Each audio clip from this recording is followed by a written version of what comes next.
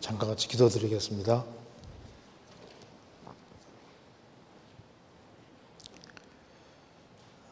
저희를 사랑하시는 하나님 아버지, 많은 사람 중에서 저희들을 복음으로 불러주시고 주 예수 그리스도의 그 보배로운 피로 우리의 죄값을 영원히 지불해 주시고 다시는 심판을 받지 않게 해주신 이 크고 놀라운 은혜와 사랑을 인하여 감사를 드립니다.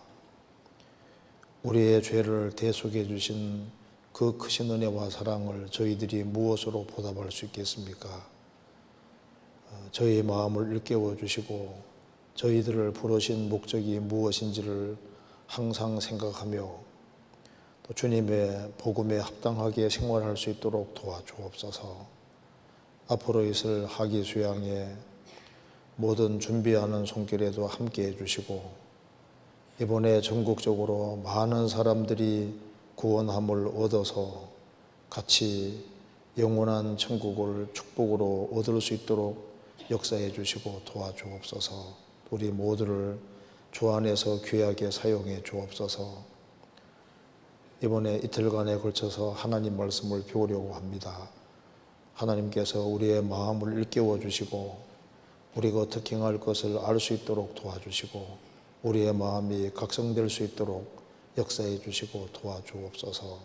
하나님의 말씀으로 우리 영혼을 환하게 비춰주시고 우리가 마땅히 깨달아야 될 말씀을 바르게 깨닫고 진리 가운데 행할 수 있도록 도와주옵소서.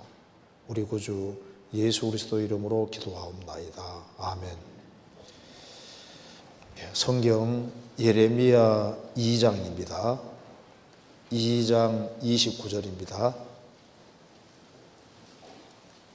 예레미야 2장 29절.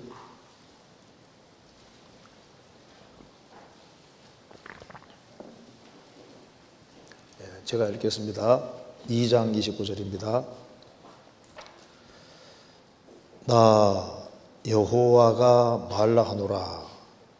너희가 나와 다툼은 어찌 미뇨. 너희가 다 내게 범과하였느니라. 거기까지입니다. 지금 한 해를 시작한 것이 엊그제 같은데 벌써 7월 달이 됐고 또 전국적으로 가장 중요한 행사인 수양회를 앞두고 있습니다. 우리 각 지역 교회에서도 전도 집회를 하고 그래서 집회를 통해서도 사람들이 계속 구원받아 가지만 전국적으로 또 짧은 시간 내에 가장 많은 사람들이 구원받는 것이 바로 수양회라고 할 수 있습니다. 그래서 1년이라는 시간 중에서 수양의 기간은 특별하게 중요한 시간일 수 있습니다. 왜냐하면은 누가복음 16장에서 예수님 말씀하시기를 죄인 하나가 회개하면 하늘에서는 회개할 것이 없는 의인 99을 인하여 기뻐하는 것보다 더하리라. 의인 99명이 진리 가운데 서로 사랑하며 살아가는 것도 주님이 기뻐하시지만 죄인 하나가 회개하면은 하나님이 더 기뻐하신다고 말씀하셨습니다. 그래서 하나님께 최고 기쁨을 드리는 교회는 복음 전하는 교회고 한 사람 한 사람이 중생하고 거듭난 일이 벌어질 때 하늘에서는 잔치가 벌어지는 겁니다. 그리고 하나님의 최고의 관심도 영혼에 있는 것이고 또 천사들도 최고의 관심이 사람에게 있는 겁니다. 천사들은 히브리서 1장 14절에 말한 대로 모든 천사들은 부리는 용으로서 구원 얻을 후사들을 위하여 섬기라고 보내심이 아니뇨. 모든 천사들은 하나님이 종처럼 부리는 영입니다. 근데 왜 지원받았냐면은 구원 얻을 후사들, 영혼이 구원함을 얻고 이제 주님 재림하시면 몸까지 구원될 후사들, 하나님의 아들들, 상속자들을 섬기라고 보내심이 아니냐, 섬기라고 보내신 겁니다. 천사의 수가 천천이고 만만이고 숫자가 엄청 많은데 구원받은 사람들 외에 천사가 있고 천사들은 영원히 성도들을 섬기게 되는 겁니다. 그래서 자신을 섬기는 주인들이 계속 탄생하고 있기 때문에 천사들의 지극한 관심도 사람에게 있는 겁니다. 농사를 지으면은 농사 짓는 과정이 복잡해도 결국에는 알곡을 거둘러 하는 것이 목적인 것처럼 이 인간의 복잡한 역사 속에서 모든 건 사실 껍질이고 결국에는 영혼이 구원받는 사람을 얻는 것이 하나님의 최종적인 목적이 되는 겁니다. 그래서 가장 많은 사람들이 구원받는 소양이기 때문에 하나님께서도 가장 관심이 1년이라는 시간 중에서 가장 많은 기대를 하고 또 많은 사람들이 구원될 것을 기대하면서 하나님께서도 바라고 계실 겁니다. 그래서 이 소양의 중요성을 좀 우리가 생각을 해야 되겠습니다. 그래서 오늘은 그 성경에 책망이 많이 나와 있는데 오늘은 좀 마음이 찔릴 것 같은데 괜찮겠죠? 여기 좀 찔리는 내용이 많을 것 같아요. 왜?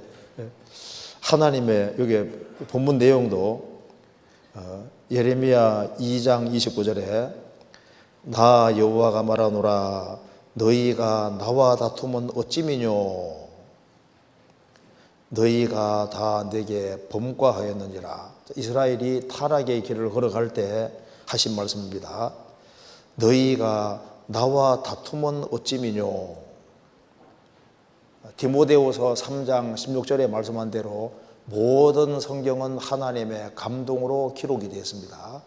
그래서 모든 성경은 하나님의 감동으로 된 것으로 교훈과 책망과 바르게 함과 의로 교육하기 유익하니 그래서 하나님 말씀은 교훈도 해주고 책망도 해주는 겁니다. 그래서 성경 속에는 책망이 얼마나 많이 나와 있는지 모릅니다. 그것은 왜냐하면 인간을 사랑하시기 때문에 책망하는 거예요. 여기도 너희가 나와 다투면 어찌미뇨 어찌미뇨 이 말은 이게 따지는 말입니다. 현실을 직시하고 반성하고 회개하라는 촉구입니다. 하나님의 책망을 받아들이면은 그 사람은 현명하게 됩니다. 이 우주 안에 우리 시대에 블랙홀이 있다는 것을 알고 블랙홀이 있는데 유리하는 별들은 블랙홀에 빨려 들어가서 흔적도 없이 사라지잖아요. 캄캄한 흑암에 돌아갈 유리하는 별들이라는 말씀대로 그 거대한 어마어마한 이 거대한 별도 규칙을 지키지 않고 또들이 별, 유리하는 별들은 블랙홀에 딸려 들어가서 흔적도 없이 사라지는데 성경에 구원 안 받은 사람에 대해서 얘기하면서 구원 안 받은 사람은 캄캄한 흑암에 돌아갈 유리하는 별과 같다고 유다설장이 말씀했습니다. 그 거대한 별도 블랙홀에 빨리 들어가는 것처럼 그런 거 보면은 정말 가슴이 섬뜩해지고 그 지옥이 있다는 그림자거든요. 그리고 하나님께서 가시를 만들어 놓으셨는데 왜 가시라는 것을 만들어 놓으셨을까요? 가시는 범죄한 이후에 주어진 겁니다. 가시에 찔리면 아프잖아요. 고통이 있습니다. 그 고통이라는 걸 프로그램에 해놨는데 범죄한 이후에 가시를 주셨다. 범죄하기 전에는 가시가 없었는데 범죄한 이후에 가시가 생겼다는 것은 범죄와 고통은 연결되어 있다는 걸 분명히 보여주는 게 되는 겁니다. 아담 하와가 죄 짓고 난 이후에 고통이 주어진 거잖아요. 그러니까 이제 가시 같은 걸 보더라도 그게 하나님의 경고일 수 있는 겁니다. 정신 차리라고. 우리가 만물을 보면은 하나님의 경고로 가득하고 성경에도 하나님의 경고로 가득합니다. 나 여호와가 말하노라 너희가 나와 다투면 어찌미뇨. 얼마나 무서운 말입니까? 천지를 창조한 창조주와 다툰다. 이게 엄청 무서운 말입니다. 황제와 평민이 다툰다. 이게 무서운 얘기잖아요. 임금하고 다툰다. 이게 얼마나 무서운 말이에요. 이 천지를 창조하신 절대자와 피조물인 인간이 다툰다는 건 정말 무서운 겁니다.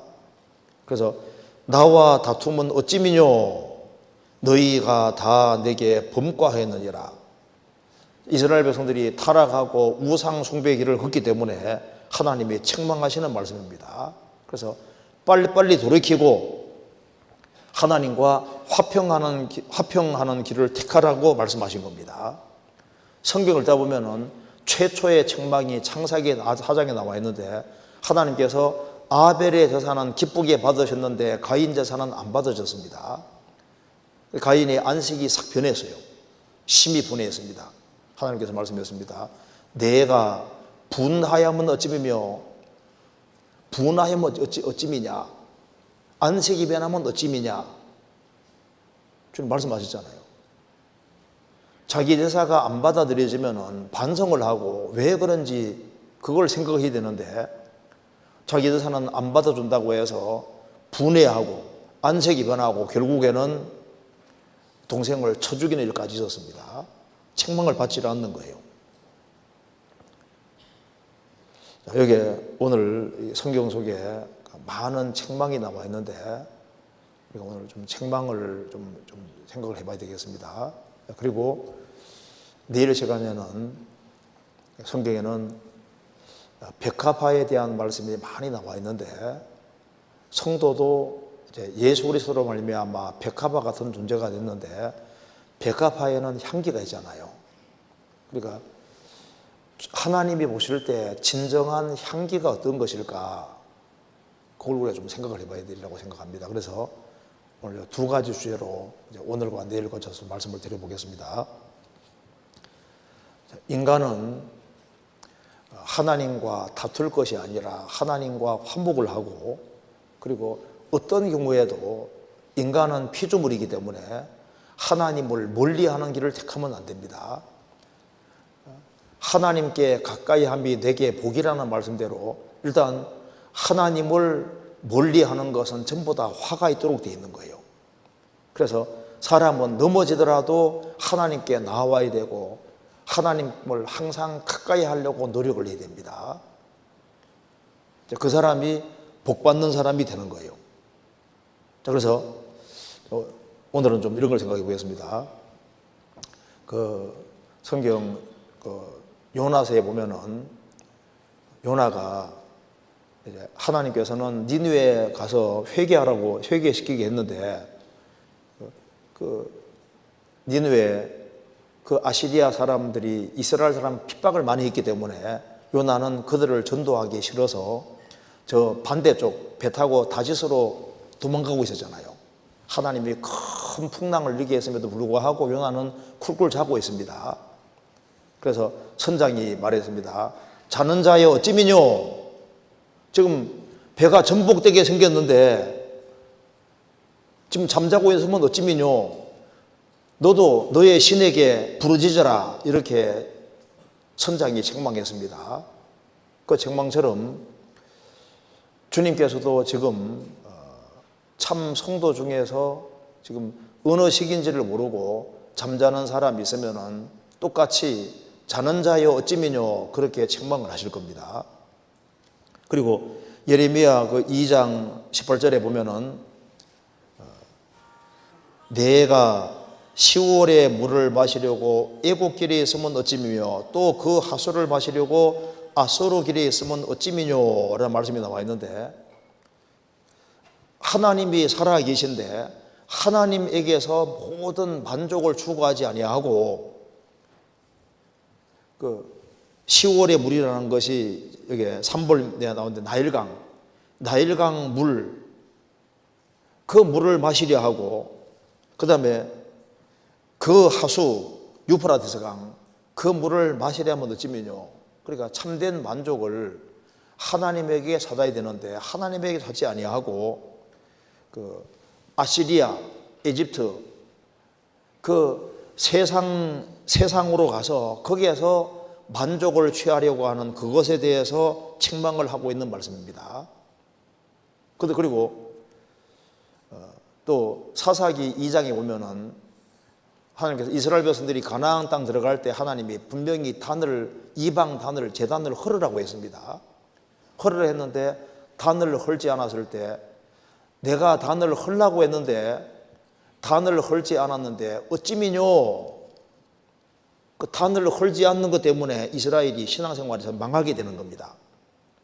사사기 5장에 오면은 이제 가나안 사람하고 이스라엘 민족이 전쟁할 때 다 열심히 동참을 하는데 피리 불면서 한가하게 있는 사람들이 있었습니다. 그때 동참하지 아니하면 어찌미뇨, 그런 말씀이 성경에 나와 있습니다. 또 성경 다른 곳에는 내가 불러도 대답함이 없으면 어찌미뇨.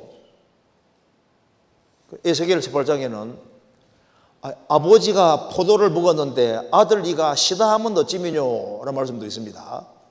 아버지가 포도 먹으면 이가 신데 아들 이가 실 리가 없잖아요. 모든 것을 아버지 탓으로 돌리고 주상 탓으로 돌리고 환경 탓으로 돌리는 것이 옳지 않다고 하시면서 각자는 자기 죄로 죽을 것이다, 자기 책임이 있을 것을 분명히 말씀하셨습니다. 우리 시대에 핑계대는 문화가 너무 심해서 자기 책임 의식을 갖고 사는 사람이 굉장히 적어요. 그래서 성경에 여러 가지 책망들이 나와 있는데 이런 걸 한번 짧은 시간 내에 간단하게 같이 한번 생각을 해보고, 그래서 우리 한번 신앙생활을 한번 반성할 수 있는 그런 시간을 가졌으면 좋겠습니다. 먼저 성경 한번 찾아보시겠습니다. 요나서 1장 한번 보시겠습니다. 1장 6절입니다.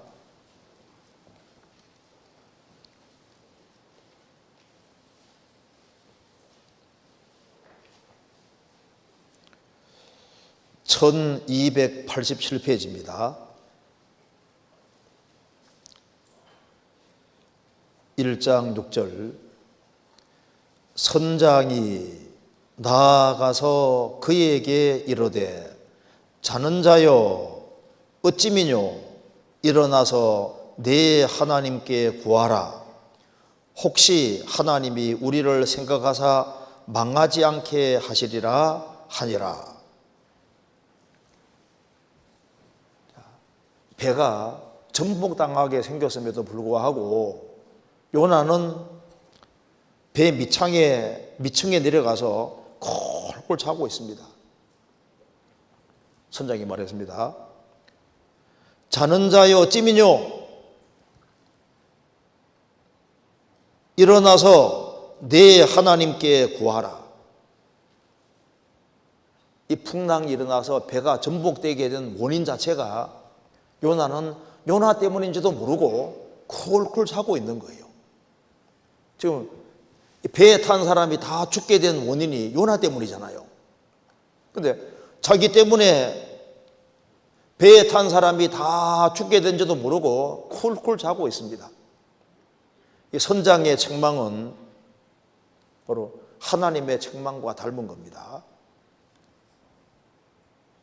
자는 자여 어찌미뇨, 일어나서 네 하나님께 구하라.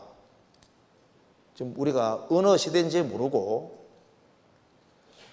구원을 받은 사람 중에도 신앙적으로 잠자는 사람이 있다면은 하나님께서도 자는 자여 어찌미뇨, 일어나라고 하나님께서 말씀하시는 겁니다. 성경 한번 찾아보시겠습니다. 에베소서 5장입니다. 에베소서 5장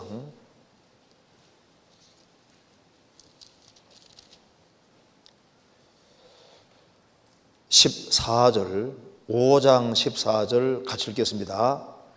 그러므로 이러시기를 잠자는 자여 깨어서 죽은 자들 가운데서 일어나라. 그리스도께서 내게 비치리라 하셨느니라. 잠자는 자여 깨어서 죽은 자들 가운데, 여기에 죽은 자들은 구원을 안 받은 사람 가르치는 겁니다. 구원을 안 받은 사람은 육신이 살아있어도 주님 볼 때는 죽은 자들입니다. 그런데 구원을 받은 사람이 하나님 보실 때 산자인 것은 맞는데 산자임에도 불구하고 신앙적으로 잠자는 자일 수 있는 겁니다. 그러니까 잠자는 자여 깨어서 죽은 자들 가운데서 일어나라. 구원받은 사람은 산자입니다. 살아있는 자인데 살아서 활동을 하고 주님 영광을 위해 살아야 되는데 주님 볼 때 잠자는 자가 될 수 있다. 놀라운 사실입니다. 마귀는 잠을 잘까 안 잘까요? 마귀는 안 잡니다. 잠잘 필요가 없잖아요. 지금 우리 시대에 마귀가 가장 강력하게 역사하는 시대인데 마귀가 두루두루 다니면서 신앙생활 망치게 하기에 두루 다니고 있는데 그걸 모르고 있는 사람도 너무 많습니다. 근신하라 깨어라 너희 대적 마귀가 우는 사자같이 두루 다니며 삼킬 자를 찾나니. 근신하라 깨어라 너희 대적 마귀가 우는 사자같이 두루 다니고 있다. 우리 영혼의 눈이 밝아져서 마귀가 두루 다니는 것이 보이기만 한다면요 정말 엄청 충격받고 놀랄 겁니다. 성경은 특징은 성경은 절대 거짓말을 안 한다는 겁니다. 사실이 아닌 건 성경에 한마디도 기록이 안 돼 있는 거예요. 마귀는 자지 않고 사람들을 넘어뜨리기 위해서 계속 작업을 하고 있는데 거듭난 성도 중에 자는 자들이 있다. 이거 얼마나 놀라운 사실입니다. 사실입니까? 그리고 여기 잘 보시면은 잠자는 자여 죽은 자들 가운데서 일어나라. 이 무슨 말입니까? 잠자는 자 구원받은 성도가 왜 죽은 자들 가운데 있냐 그 말입니다. 가운데. 사람이 처음으로 거듭나면은 세상과 나는 관계없고 구속한 주만 보이다보다 예수 그리스도만 보였습니다. 처음 사랑을 버렸느니라. 구원받을 때 정말 첫사랑이 있었고 그래서 주님이 나를 얼마나 크게 사랑하셨는지를 확실하게 깨닫고 그래서 나도 주님 영광을 위해 살아야 되겠다는 그 간절한 마음이 있고 주님 뒤를 따르는 것을 당연하게 생각했고 그리고 하나님 말씀을 그렇게 사모했습니다. 모임을 사모하고 그렇게 좋아했는데 어느 순간인가 점점 미끄러져서 죽은 자들 가운데 들어가게 된 겁니다. 여기 죽은 자들 가운데서 일어나라. 그러니까 죽은 자들 구원 안 받은 사람이 가득한데 그 가운데 있기 때문에 죽은 자들 가운데서 일어나라. 가운데 가 있는 겁니다. 마귀는 타협의 명수라는 거 아시죠? 마귀는 조금씩 타협하게 만들어서 사람을 넘어뜨리는 거예요. 이스라엘 백성들이 이제 출애굽을 하려고 하니까 파라오 왕이 막았다는 거 아시죠? 마귀가 그 출애굽 왕 배후에 마귀가 있는 겁니다. 어떻게 딜을 하는지 한번 보시겠습니다. 출애굽기 8장 보세요. 출애굽기 8장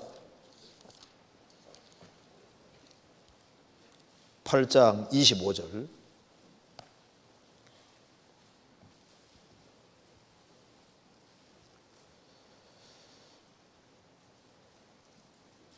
(93페이지입니다) 바로가 모세와 아론을 불러 이르되 너희는 가서 이 땅에서 너희 하나님께 희생을 드리라.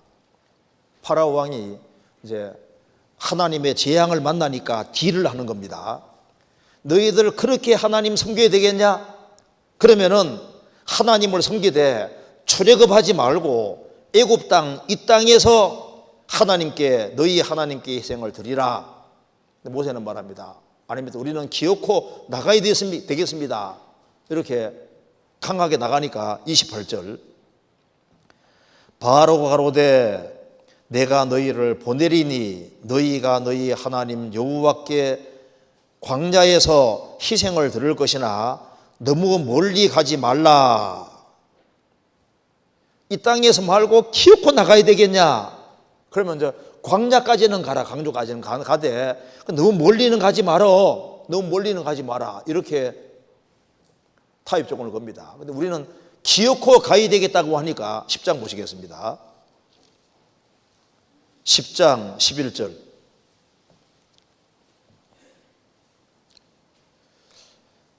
그는 불가하니 너희 남정만 가서 여호와를 섬기라. 이것이 너희의 구하는 바니라. 이에 그들이 바로 앞에서 쫓겨나니라. 너희들 뭐 가축이고 뭐고 다 데리고 가겠다고 안 돼. 가고 싶으면 남자만 가. 남자만. 가족이 다 딸려있으면 돌아올 거 아니에요. 남자만 가. 그렇게 말합니다. 24절 보시겠습니다. 10장 24절.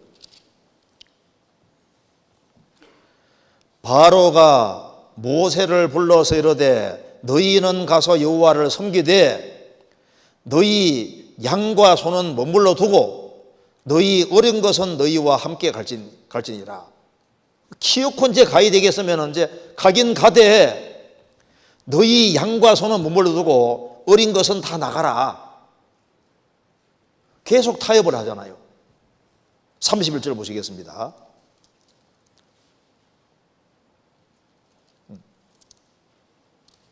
그래서 결국은 뭐냐면 다 나가는 거니까 이제 나중에 다 나가라. 그래서 이제 이스라엘 백성들은 몽땅 다 나가게 됩니다. 그러니까 여기에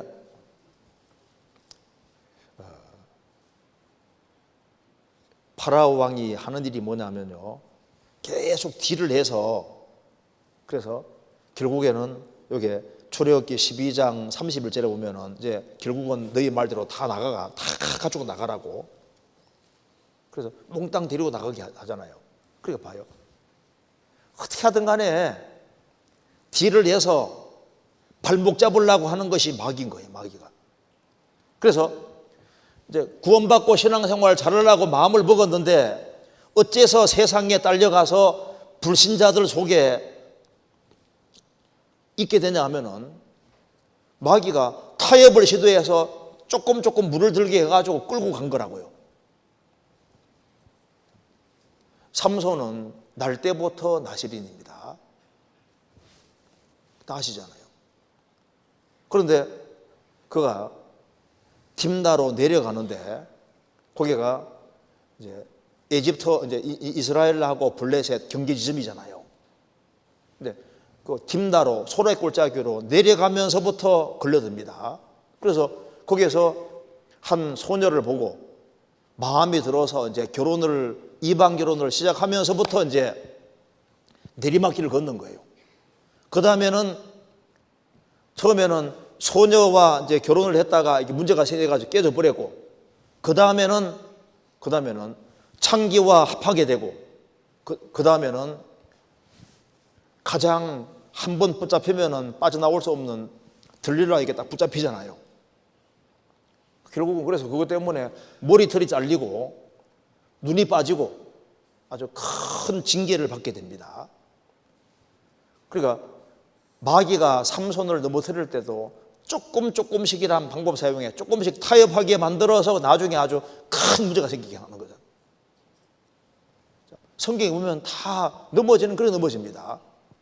대만은 바울 사도의 동력자인데 같이 정말 복음 전도에 힘쓰던 사람인데 왜 그가 막판에 대만은 세상을 사랑해서 나를 버리고 데살로니가로 갔다. 어째서 그 바울 사도를 버리고 자기가 복음 전도하는 일이 얼마나 중요한 일임에도 불구하고 세상 가운데 완전히 들어가 버렸냐 그 말입니다. 세상 사랑하는 마음을 받아들인 거잖아요. 그래서 조금씩 무너져서 길거리로 가는 거예요. 내 주변에 다가오는 사람들에 대해서 생각을 잘 해야 됩니다. 마귀는 사람을 넘어뜨릴 때 사람을 통해서 넘어뜨리는 거예요. 하와도 아담도 마귀가 하와 먼저 넘어뜨리고 난 다음에 하와 인정 통해서 아담 넘어뜨렸잖아요. 내 가까이 하는 사람이 누군지도 잘 생각해 봐야 됩니다. 세상 친구들을 상당히 조심해서 잘 봐야 됩니다. 내게 좋게 얘기해 준다고 해서 그런 말에 말려 들어가도 안 되고, 정신을 바짝 차리고 살지 아니하면요, 마귀는 누구를 제일 눈떠게 볼까요? 거듭난 크리스찬들을 다 눈여겨보는 거예요.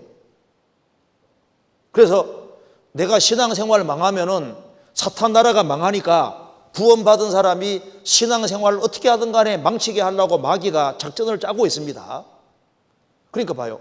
그러니까 거듭나지 아니한 사람이 그냥 종교 생활하는 건 길게 할 수도 있는데, 거듭난 크리스찬이 신앙생활을 계속하는 게 안 쉽잖아요. 왜냐하면 마귀가 얼마나 울무와 덫을 많이 갖다 놓는데요. 그래서 한때 신앙생활 잘하다가 어느 순간인가 보면은 넘어지는 사람들이 왜 생길까요? 마귀가 집중 공격을 퍼부어대는 대상이 거듭난 크리스찬이기 때문에 그런 거예요.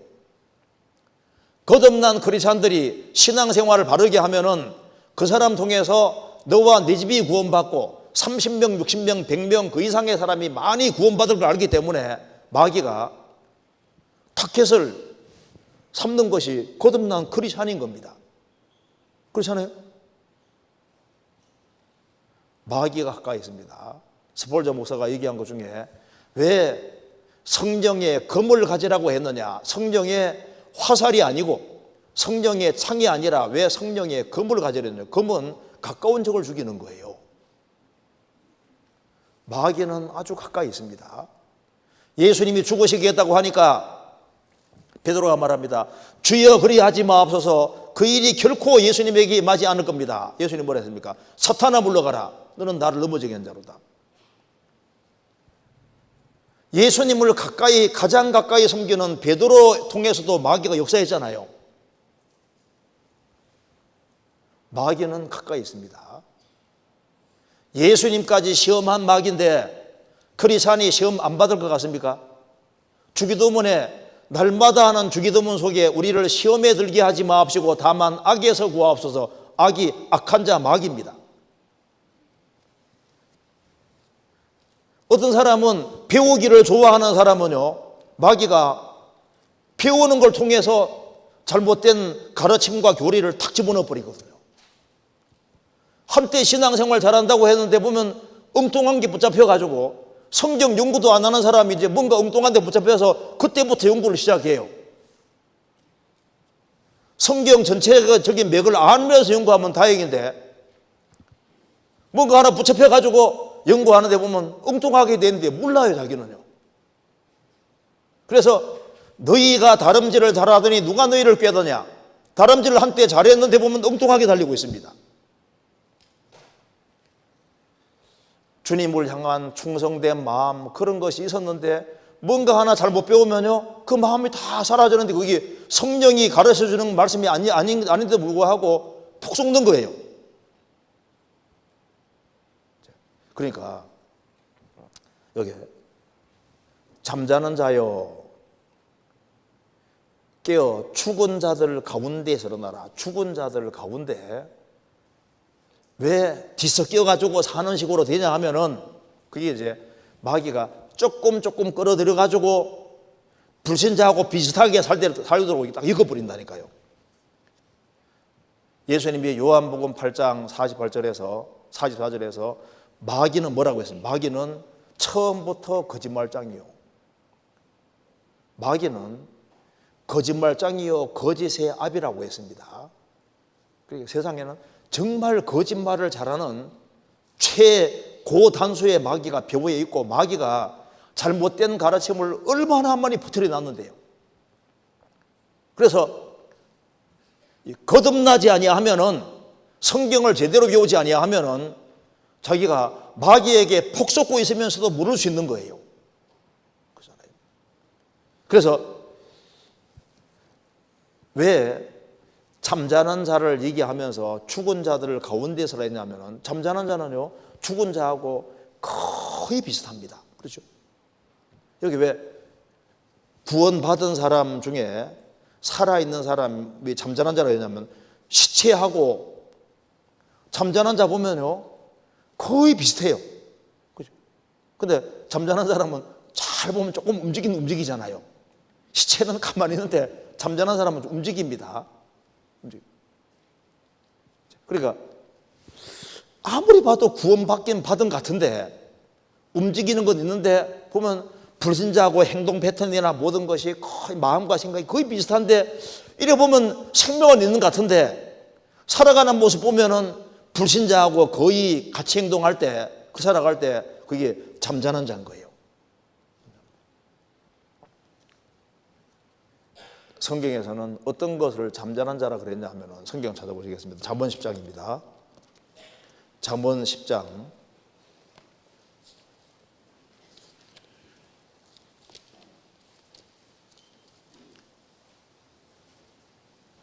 10장 5절입니다.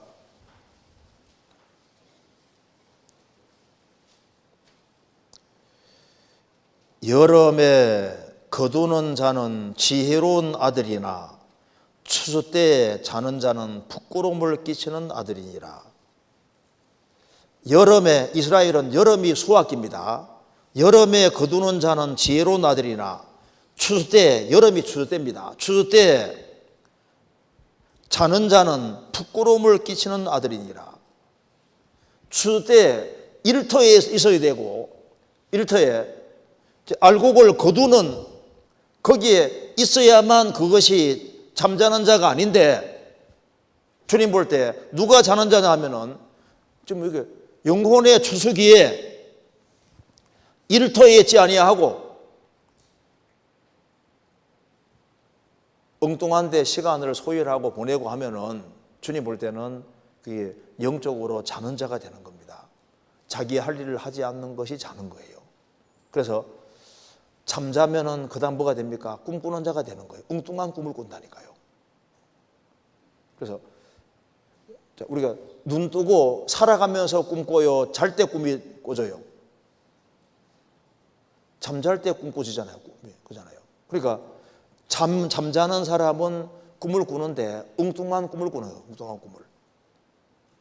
그 꿈 내용이 이게 현실하고 다른 꿈을 꾼다 그 말입니다. 비현실적인 것을 꿈꾸게 되는 거예요. 그래서 신앙적으로 잠자는 사람은 대화하는 내용 보면 성경과 너무 엉뚱하게 멀어요. 그래서 유다서 1장에도 그러한 때 꿈꾸는 이 사람, 꿈꾼다는 말이 나와. 꿈꾸는 자, 엉뚱한 꿈을 꾸는 사람에 대해서 얘기를 하고 있는데 찾아보시겠습니다. 유다서 1장입니다. 유다서 1장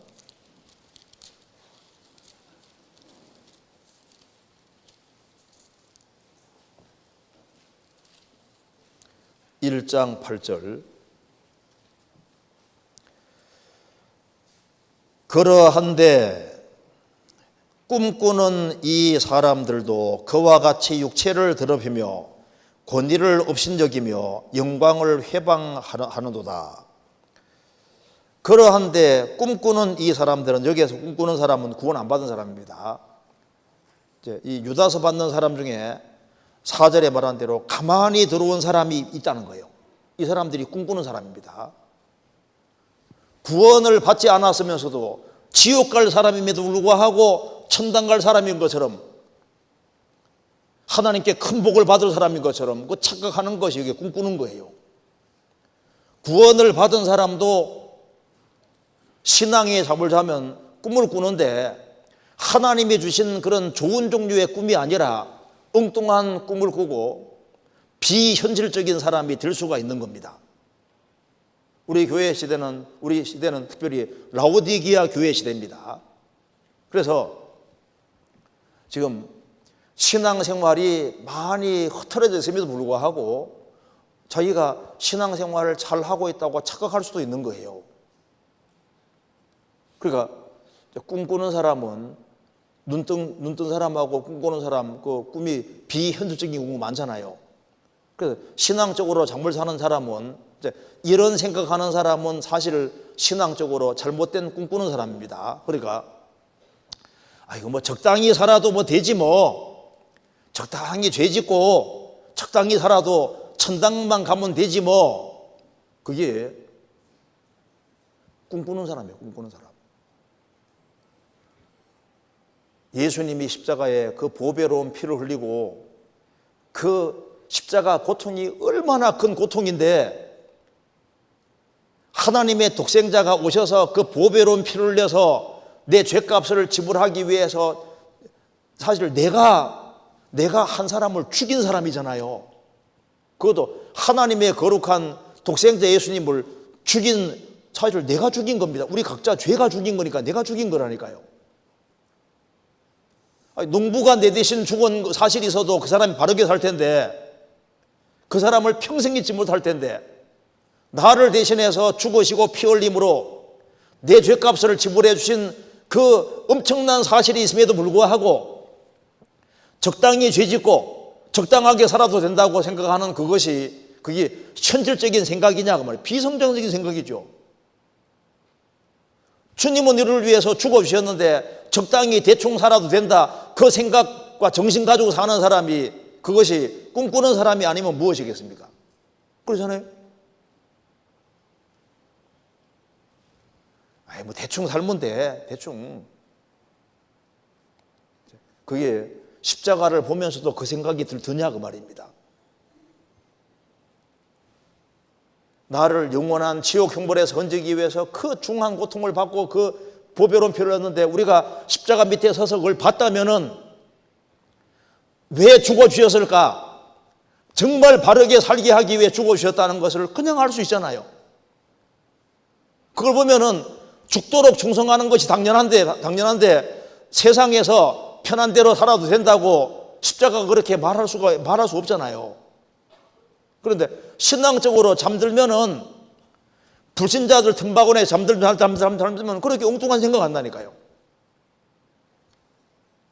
그리스도는 세상 사람들이야 어떤 삶의 방식을 취하더라도 그리스도인들은 성실하게, 건실하게 살 생각이 됩니다. 사람들은 막 이제 요즘 이제 이 기본 규칙이 깨져서 열심히 노력 안 해도 머리 잘 쓰면 막 갑자기 뭐 돈을 많이 버는 수도 생기고 하잖아요. 근데 주님은 세상 사람은 어떻게 살든 간에 우리는 성경이 말하는 대로 심은대로 거두는 것이 맞는 겁니다. 성경이 말씀하기를 내 손이 수고한 대로 먹을 거다. 우리는 세상에서 최대한 수고하고 열심히 살아서, 성실하게 살아서 먹고 살면서 주님 섬길 생각을 하는 것이 맞는 거예요. 갑자기 막 떼돈을 많이 번다든가 이런 생각하지 말고 매일매일 건실하게, 성실하게 살아가서 그 속에 주님이 많이 벌려주게 하면 좋지만은, 내가 고생 적게 하면서 막 갑자기 돈을 많이 번다든가 이렇게 세상 사람은 될지 몰라도 그리스도는 그렇게 안 해주실 겁니다. 성경 한번 찾아보세요. 시편 128편입니다. 128편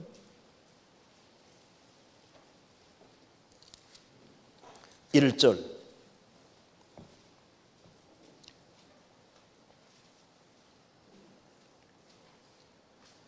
여호와를 경외하며 그 도에 행하는 자마다 복이 있도다.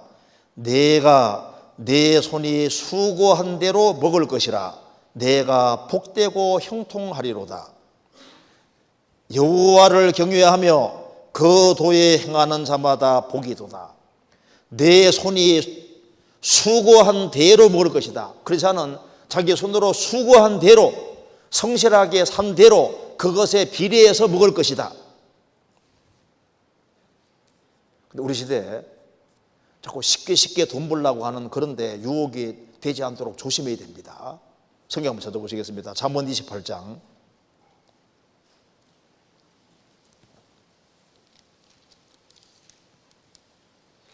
28장 19절입니다. 자기의 토지를 경작하는 자는 먹을 것이 많으리니와 방탕을 좇는 자는 궁핍함이 많으리라. 충성된 자는 복이 많아도 속히 부하고자 하는 자는 형벌을 면치 못하리라.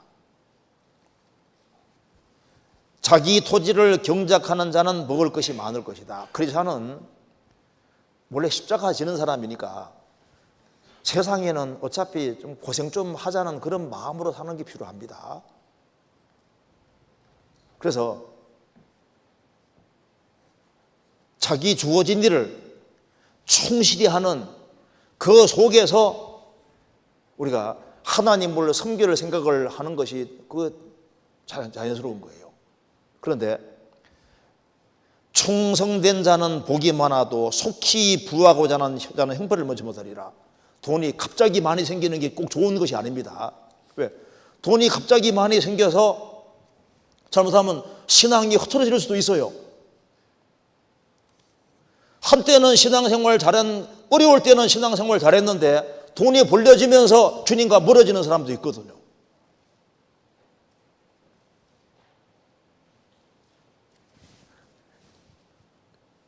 우리가 내 신앙생활이 성경과 맞냐 안 맞냐 이게 훨씬 더 중요한 겁니다. 세상 사람 기준 삼지 말고, 그리고 이제 여기 신앙적으로 잠자면요 세상 사람 방식을 따라가려고 한다니까요. 와, 세상 사람 저러니까 막 갑자기 돈을 엄청나게 많이 버네. 나도 그렇게 해야지. 그런데 주님이 뭘 원하시는지 그것부터 먼저 생각해야 됩니다. 그리고 신앙적으로 잠자면은 심각한 문제가 생기는데, 가족 식구들을 구원은 뭐 저절로 구원받을 사람은 받을 거야, 내가 노력 안 해도 구원될 사람은 다 될 거야, 이렇게 착각한다니까요. 성경에서 주 예수를 믿어라 그리하면 너와 내 집이 구원받으리란 말이, 그 사람이 구원받으면은 가족 식구들은 자동으로 다 구원된다는 말이 아니잖아요. 주 예수를 믿어라 그리하면은 믿는 너도 구원받고 집안 식구들도 믿으면 구원받는단 말이잖아요. 집안 식구들에게 전도도 안 하는데 그냥 구원받습니까? 그러잖아요. 주 예수를 믿는데 집안 식구 중에 구원 안 되고 죽음 건너간 사람도 많습니다. 잘 보세요. 주 예수를 믿으면은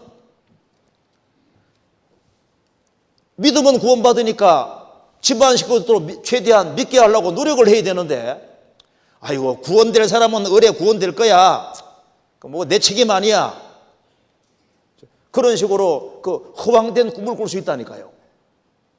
그리고 신앙적으로 잠이 들면은 교회와 교제가 없이도 나는 신앙생활 잘하고 내 신앙 지킬 수 있다고 착각을 합니다. 성경에서 말씀하기를 무리에서 스스로 나뉘는 자는 자기 소욕을 따르는 자라 온갖 참지혜를 배척하느니라. 만일 홀로 있으면요 마귀 타켓이 되고 마귀가 그 사람 쉽게 넘어뜨려요. 넘어뜨리고 내가 교제와 떨어져 있으면요 내가 넘어져도 모른다니까 사람들이요. 나중에 보면 엉뚱하게 돼 있는 거예요. 만일 구원받은 사람이 교회 연결이 잘 돼서 구원받은 식구들하고 친밀하게 사귀었으면은 안 나오면은 누가 쫓아가서라도 붙잡아 줄 텐데, 그런 사람도 없어서 보면은 없어진 지가 벌써 오래된 거예요. 홀로 있는 사람은 마귀가 배후에 있잖아요. 이 크리스찬들이 신앙생활 잘 못하면 쾌제 부르고 좋아하는 것이 마귀입니다. 전도서 4장 보겠습니다.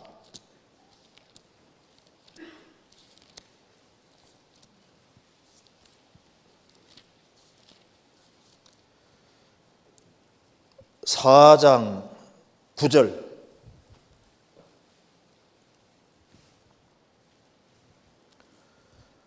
두 사람이 한 사람보다 나음은 저희가 수고함으로 좋은 상을 얻을 것임이라. 혹시 저희가 넘어지면 하나가 그 동물을 붙들어 일으키려니와 홀로 있어 넘어지고 붙들어 일으킬 자가 없는 자에게는 화가 있으리라. 두 사람이 함께 누우면 따뜻하거니와 한 사람이면 어찌 따뜻하랴. 한 사람이면 패하겠거니와 두 사람이면 능히 당하나니 삼겹살은 쉽게 끊어지지 아니하느니라. 여기 말씀하기를 두 사람이 함께 누우면 따뜻하거니와 한 사람이 어찌 따뜻하랴. 내가 단독으로 혼자 신앙생활을 하면서 영적으로 뜨거워지고 주님 영광을 위해 살려가는 건 갈망이 올라오고 혼자 전도해서 많은 사람 건질 수 있겠어요? 같이 교제하는 가운데서 마음도 뜨거워지고 열정도 생기고 또 다른 사람 간증하는 거 들으면 야, 내가 신앙생활 엉망으로 하고 있구나 그걸 깨닫게 되고 반성이 생기고 열정도 다시 올라오고 그렇게 되는데 홀로 있는 사람은 마귀가 다 보고 있습니다. 마귀는 주님은 구원받은 사람을 양떼 양무리로 인도하십니다. 이사야 5장에 말한 대로 홀로 거하려는 사람은 화 있다고 하면서 홀로 거하는 사람은 그 뒤는 쾌락이요. 왜 혼자 있으려고 하냐면 자기 편하려고 이기적이 되려고 혼자 있으니까 결국은 자기 육신의 즐거움을 추구하게 되고 그 뒤가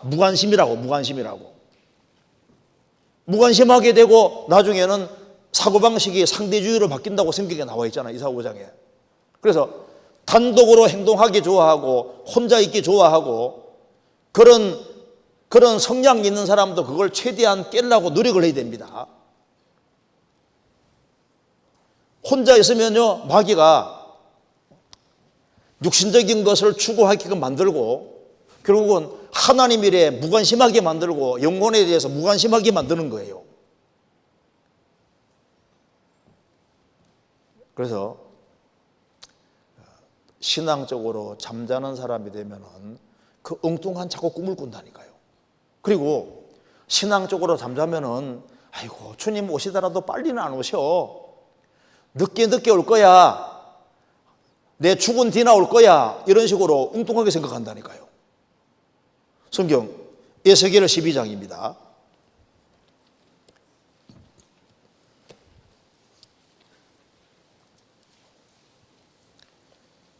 12장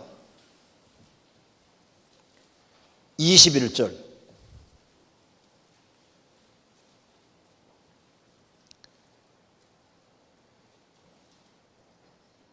여호와의 말씀이 또 내게 임하여 가라사대 인자야 이스라엘 땅에서 이르기를 날이 더디고 모든 묵시가 응엄이 없다 하는 너희의 속담이 어찌미뇨 그러므로 너는 그들에게 이르기를 주 여호와의 말씀에 내가 이 속담을 그치게 하리니 사람이 다시는 이스라엘 가운데서 이 속담을 못하리라 하시다 하고 또 그들에게 이르시기를 날과 모든 묵시의 응함이 가까우니 그러면서 28절입니다. 그러므로 너는 그들에게 이르기를 주 여호와의 말씀에 나의 말이 하나도 다시는 더디지 않을지니 나의 한 말이 이루리라 나 주 여호와의 말이니라 하셨다라. 이스라엘이 망한다 해도 빨리빨리 안 망하니까 왜 이렇게 안 망하냐 멸망이 빨리 올 리가 없다 돌이킬 생각하지 않고 주님의 자비하심인 줄 모르고 그렇게 주님이 심판한다는 이거 자체를요 농담으로 생각하고 그래서 주님께서 다시는 더디지 않고 임할 것이다. 그래서 실제로 멸망이 왔잖아요. 사람들이 에이구 뭐 주님 온다고 했는데 뭐 아직까지도 안 왔는데 뭐 설마 오랴. 신앙적으로 잠들면은요 신앙적으로 엉뚱한 꿈을 꾸고 주님 제 이름은 늦을 것이고 징조가 우리 앞에 쫙 펼쳐지는 걸 보면서도 이게 안 보이는 거예요. 그렇잖아요. 그러니까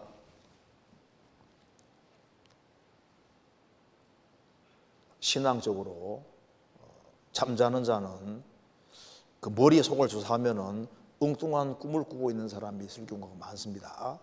그리고 신앙적으로 이게 잠들면은요 꿈꾸는 자가 되면은 그리스도인의 심판대가 얼마나 심각한 것인지를 몰라요. 그리스도의 심판대에 대해서 누가복음 19장에서 말씀하셨는데 이제 10명의 종을 불러서 한 사람에게 한 문화씩을 주면서 분명히 장사하라 그렇게 명령하셨는데 주님이 다시 오실 때 어떻게 장사했는지를 분명히 셈한다고 말씀하셨고, 한 문화 가지고 10문화 남겼을 때는 잘하였도다 착한 종이여 내가 지극히 작은 것에 충성하였으니 10골 권세를 차지하라. 한 사람이 5문화 만들었을 때는 너도 5골 차지하라. 한 문화 그장 가져왔을 때는 주님께서 어떻게 했습니까?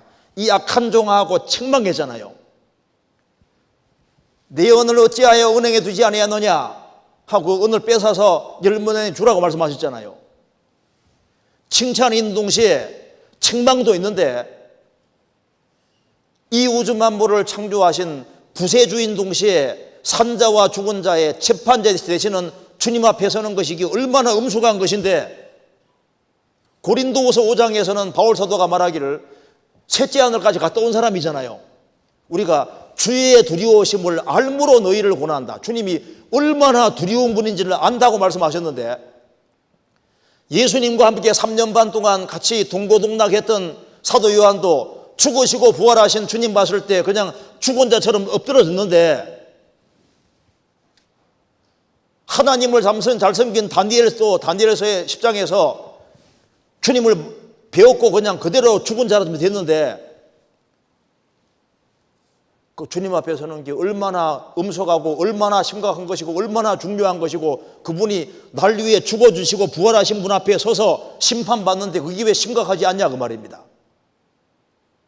신앙적으로 꿈꾸는 사람이 되면요, 그 뭐 심판 좀 받지 뭐. 성경에 나와 있는 한 말씀 한 말씀을 중요하고 심각하게 생각하지 않습니다. 그러니까 주님께서 말씀하시기를 잠자는 자여 깨어서, 깨어야 됩니다. 정신 바짝 차리고 깨어나야 되는 거예요. 주님께서 구원받은 사람이 신앙적으로 잠잘 때 이제 꿈꾸는 사람들 이제 깨우면요 죄의식 딱 들어오잖아요. 우리가 말씀을 통해서도 이제 잠자는 사람이 깰 수도 있고, 또 주님께 앞에 얻어 터져서 정찰이고 깨우는 경우도 있고, 요나처럼 불신자가 책망했잖아요. 다 자기 신들에게 부르짖고 있는데 너는 뭐 하는 거냐? 너도 깨어서 너의 신에게 부르짖으라고. 그런데 어떤 사람은 정말 마지막 세상을 성경에 잘 보면요, 이 세상이 돼가는 꼴을 보니까 보통 심각한 게 아닙니다. 아직까지 심판을 안 하는 게 기적이잖아요. 세상이 얼마나 완전히 격길로 내려가고 내리막질하고 있는데 성경의 생생한 징조를 다 보고 있음에도 불구하고 그걸 못 보는 거예요. 소돔 고모라 멸망을 소돔에 살고 있는 롯이 먼저 한 것이 아니라 소돔 밖에서는 사는 아브라함이 먼저 봤습니다. 세상에 속해 있는 사람은 세상의 멸망이 다가오는지 안 보이는 거예요. 노아 방주가 완성이 되고 동물들이 쫙 한 잔씩 들어가는 걸 이제 보니까 이제 곧 멸망이 다가오는 줄 알잖아요. 그런데 그 짐승들이 쫙 들어가는 걸 보면서도 눈이 어두워진 사람은 못 보는 거 봐요. 성경의 징조가 착착착 이루어지는 걸 보면서도 정신 못 차리는 사람들이 많이 있을 수 있습니다. 조금만 관심을 제대로 가지고 있으면은 당장 깰 수 있는 겁니다. 성경에 깨라고 했습니다. 그래서 잠자는 자여 깨어서 죽은 자들 가운데서 일어나라, 그 말은 죽은 자들 가운데서 구별되라 그 말입니다. 구별돼서 이제 정말 주님 안에 들어와서 주님 몸된 교회 안에 들어가고 말씀 안에 들어가서 적극적으로 신앙생활을 해야 됩니다. 그런데 어떤 사람은 돌아와서도 항상 이 진 끄트머리 도는 사람이 있어요. 성경 보시겠습니다. 민수기 11장입니다.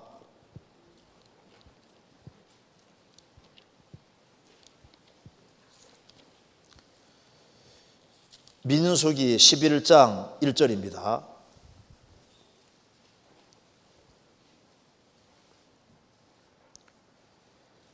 백성이 여호와의 들으시기에 악한 말로 원망하며 여호와께서 들으시고 진노하사 여호와의 불로 그들 중에 붙어서 진 것을 사르게 하시매 백성이 모세에게 부르짖음으로 모세가 여호와께 기도하니 불이 꺼졌더라. 그곳 이름을 다베다라 칭하였으니 이는 여호와의 불이 그들 중에 붙은 용고였더라. 이스라엘 백성이 여호와의 들으시기에 악한 말로 원망하기 때문에 여호와의 불이 내려와서 진 것을 살랐습니다. 여기 하나님의 이렇게 진이 있으면은 하늘에서 보면은 이스라엘 땅에 진 치면 십자가 모양입니다. 그런데 진 왜 것을 살랐을까요? 요한계시록 1장 읽어보시면은 하나님께서 7 금초대 가운데 거하신다. 가운데 센터입니다. 센터. 7 촛대 가운데 두루 행하신 가운데. 구원을 받은 것이 확실하고 생명 얻은 게 확실하면은 진 가운데로 들어오고 그리스도인들 무리 가운데 적극적으로 들어오는 것이 필요한 거예요. 그런데 진 끝을 살랐다. 우리가 진 중앙으로 가는 것처럼 우리 마음과 생각이 하나님 중심이고 그리고 교회 중심이고 성경 중심으로 분명히 가야 됩니다. 그렇지 않으면은 진 것을 사람에 왜 여호와 들으시기에 악한 말로 원망하고 이렇게 할까요? 신앙적으로 이게 산자가 돼서도 변들이 있으면은 주님의 마음과 상당히 멀 수가 있는 겁니다. 그렇잖아요. 그래서 성경에서 깨어라. 깨어서 죽은 자들 가운데에서 일어나서 정말 구원받은 무리 가운데 아주 깊숙이 들어가는 것이 필요해요. 자, 깨면은 너희가 이 시기를 알거니와 자다가 깰 때가 벌써였다. 정말 정신 차리면 깨고 나면요 시기를 알잖아요. 성경대로 착착 이루어지는 것을 확실하게 보고 정신을 차리고 자기 일을 하게 되는 겁니다. 그래서 성경에 말씀하기를 여기 에베소서 여기 놀라운 말씀이 있습니다. 5장 다시 보시면요 5장 14절 그러므로 이르시기를 잠자는 자여 깨어서 죽은 자들 가운데서 일어나라. 그리스도께서 내게 비치리라 하셨느니라. 그리스도께서 내게 비치리라. 주님께서 빛을 비추고 있는데 잠자는 상태로 있고 꿈꾸는 상태로 있으면 주님 역사에도 그걸 잘 모르잖아요.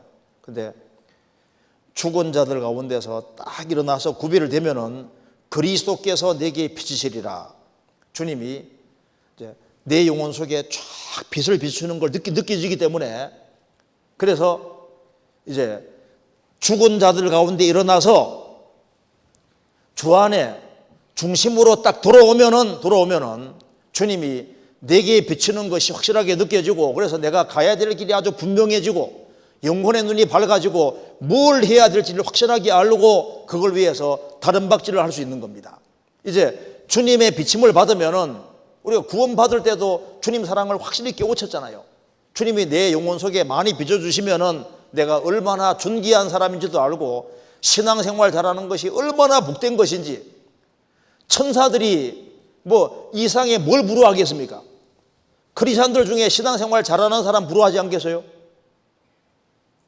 신앙생활 잘하는 것이 이게 얼마나 중요한 것인지를 알게 되고 그래서 주님 비춰주시면은 내 주변에 이어진 영혼들이 얼마나 많은지 그들을 주님 품으로 어떻게 인도해야 될지 그런 것을 계획하게 되고 인생 살아가면서 최대한 사람 많은 사람을 건지는 것을 자기 본분으로 삼게 되는 겁니다. 영혼을 환하게 밝혀주시니까. 그래서 주님의 책망 중에 제일 첫 번째는 자는 자여 어찌미뇨 일어나야 된다는 걸 분명히 말하고 있습니다. 그 다음에 생각해 봅시다. 예레미야 2장입니다. 2장 18절을 보시겠습니다.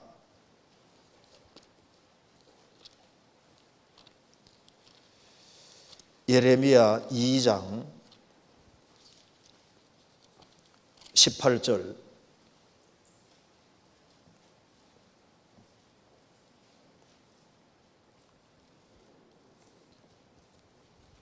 제가 읽겠습니다. 2장 18절입니다.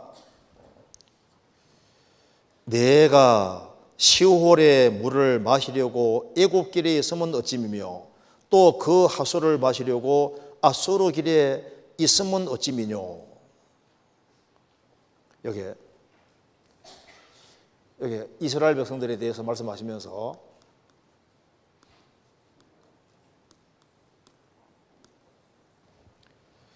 내가 시홀의 물을 마시려고, 이 시홀의 물이라는 것이 나일강 물입니다. 나일강 물을 마시려고 애굽길에 있으면 어찌미며 또 그 하수를, 유프라tes 강입니다. 유프라tes 강,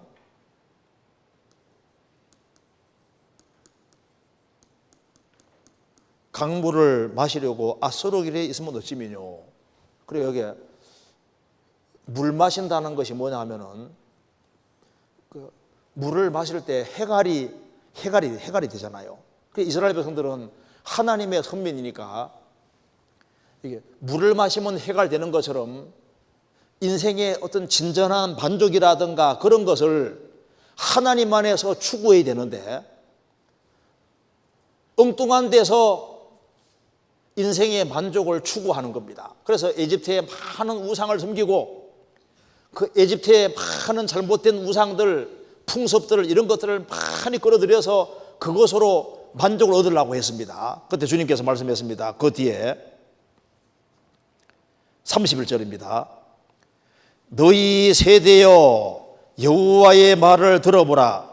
내가 이스라엘에게 광야가 되었었느냐 흑암한 땅이 되었었느냐 무슨 정보로 내 백성이 말하기를 우리는 노였으니 다시 주께로 가지 않겠다 하느냐. 하나님 말씀했습니다. 이스라엘 백성들아, 내가 너희들에게 이스라엘에게 광야가 된 적이 있었느냐? 흑암한 땅이 된 적이 있었느냐?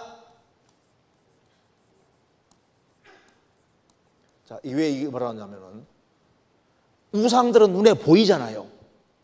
하나님 눈에 안 보이잖아요. 이스라엘 백성들은 하나님을 광야에는 아무것도 없잖아요. 하나님을 광야라고 생각합니다. 하나님이 얼마나 풍성한 것이고 진정한 만족을 줄 수 있는 분이신데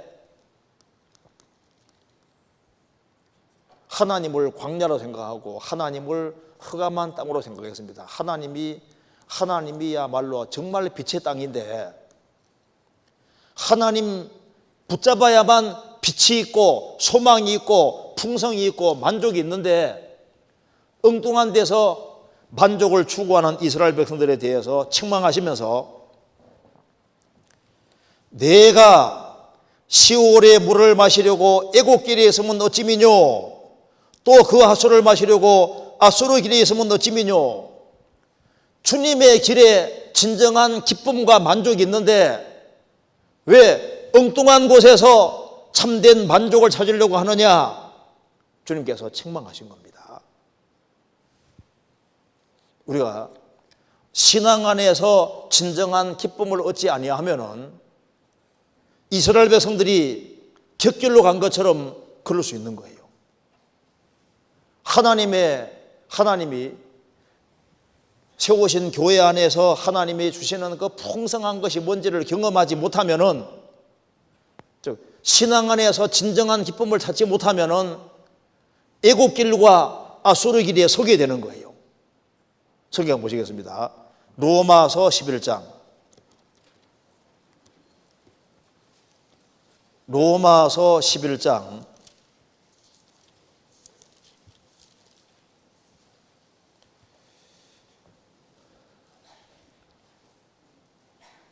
9절입니다.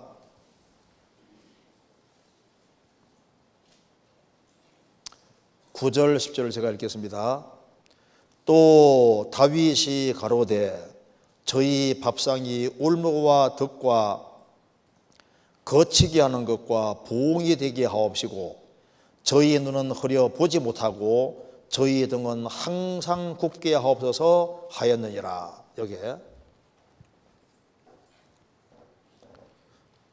다윗이 말했습니다. 저희 밥상이, 여기 저희 밥상이 있는데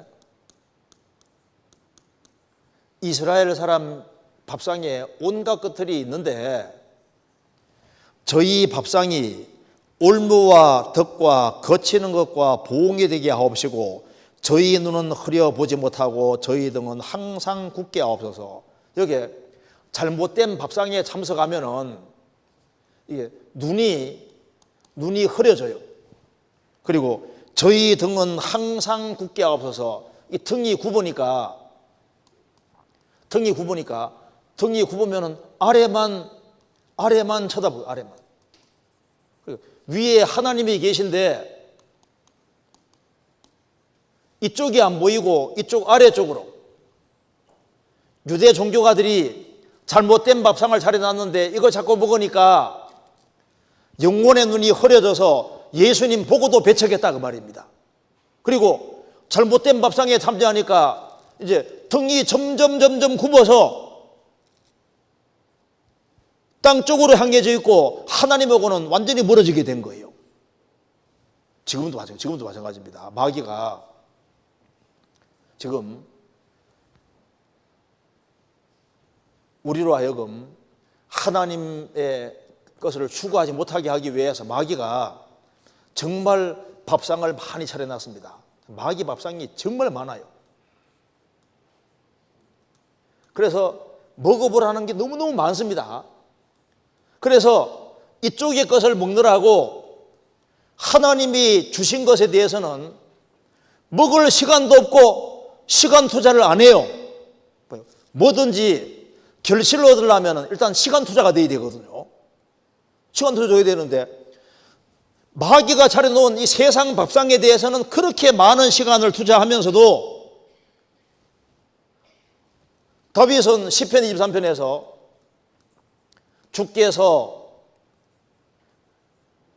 원수의 목전에서 내게 상을 베푸시고 잔치상을 베푸시고 내 머리에 기름을 바르셨으니 내 잔이 넘치나이다. 하나님께서 다윗 앞에 잔치상을 딱 준비해 놓고 하나님께서 다윗에게 넘치게 부어주니까 내 잔이 넘치나이다. 하나님이 주시는 것을 다윗은 많이 먹었던 거예요. 내 잔이 넘치나이다고 했는데 많은 사람들이 하나님은 세상만 못하다고 생각을 합니다. 하나님 안에 들어가면 별 게 없다고 생각하는 거예요. 하나님은 흑암만 땅이고 여기에는 뭐 별 게 있냐? 없다고 생각하는 거예요.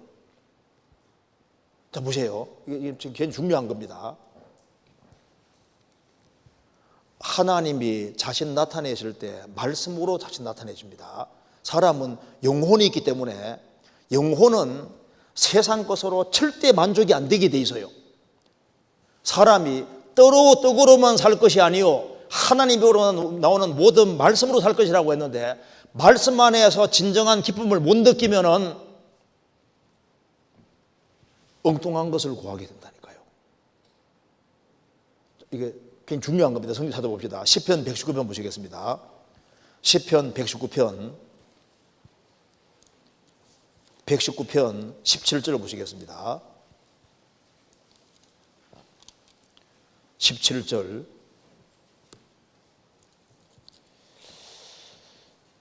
(119편) 17절입니다. 제가 읽겠습니다. 주의 종을 후대하여 살게 하소서. 그리하시면 주의 말씀을 지키리이다.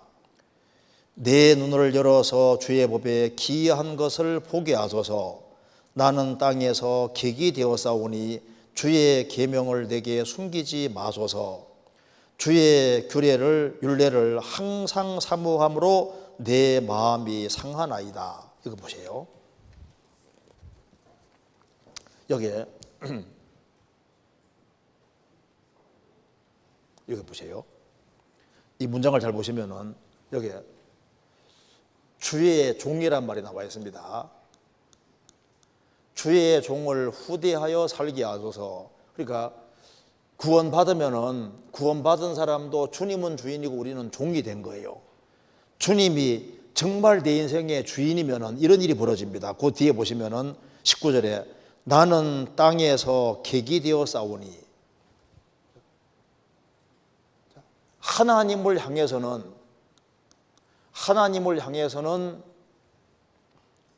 종이 된 사람은 세상을 향해서는 땅에서는 객이 되었다. 객이 됐다는 말이 무슨 말입니까? 낯선 사람이 됐다. 외인이 됐다. 다른 말로 나그네입니다. 나그네.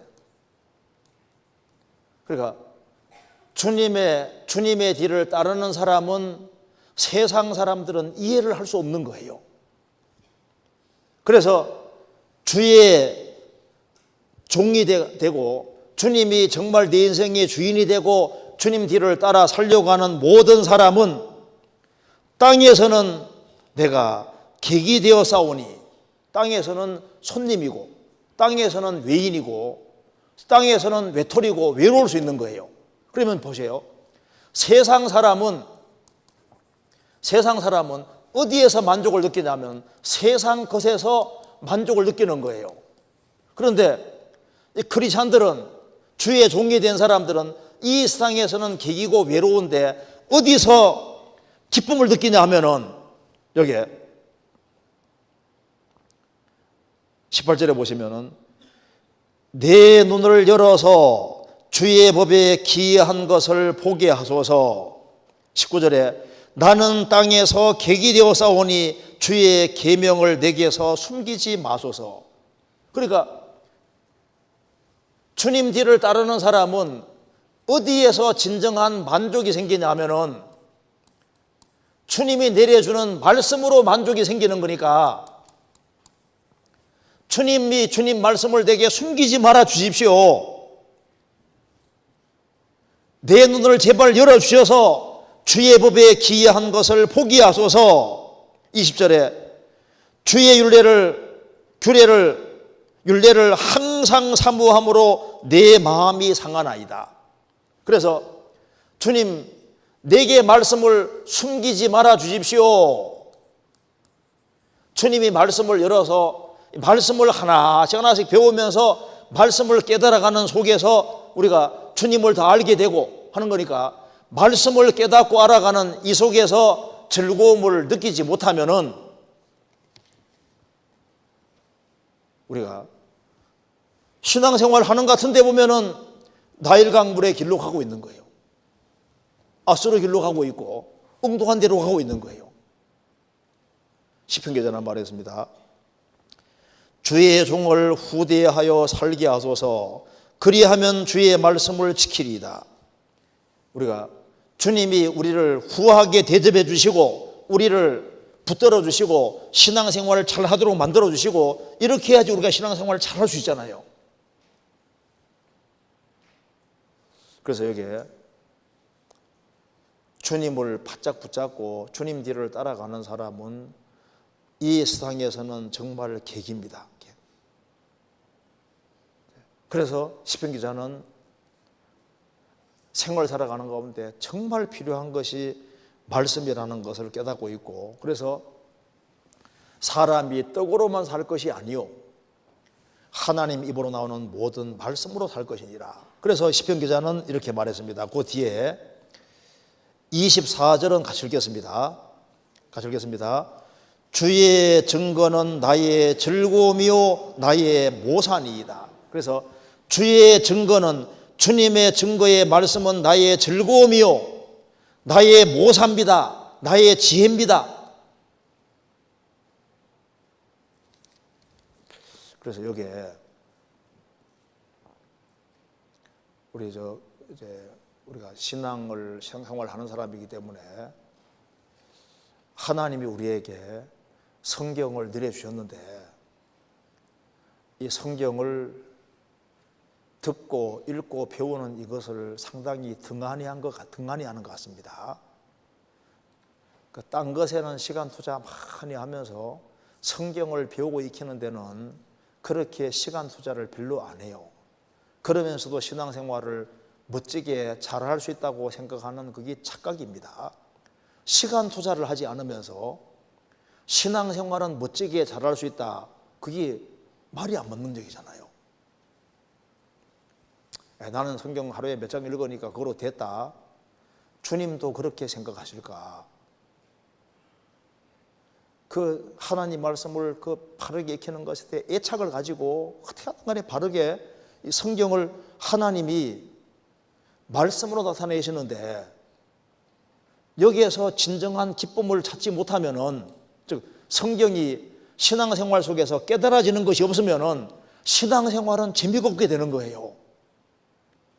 그래서 요한복음 2장에 항아리에다 물을 9가지 채우라 했는데 9가지 채울 때는 그냥 맹물이었는데 떠가니까 포도주로 바뀌었잖아요. 물이 포도주로 바뀌어지는 것처럼 하나님 말씀을 가득히 가지고 있으면은 처음에는 맹물 같은데 이것이 시간 지나가면서 포도주로 바꿔주는 것처럼 포도주 기쁨입니다. 말씀을 하나씩 깨달아가는 그 속에서 정말 기쁨을 그렇지 않도록 느끼게 되는 거예요. 왜냐하면 여기에서 하나님 말씀을 깨달아가고 성경에 얼마나 많은 약속이 있고, 그래서 이제 성경을 바르게 배우면은 와, 세상에서 내가 가진 것이 없어도, 내가 초라하게 살아도 내가 얼마나 행복한 사람이고 정말 세상 사람과는 완전히 다른 길을 가기 때문에 이것이야말로 정말 축복된 길이라는 걸 주님이 알게 도와주시는데, 정말 가까이 하지 아니하면은 하나님의 깊은 곳으로 인도가 안 되는 겁니다.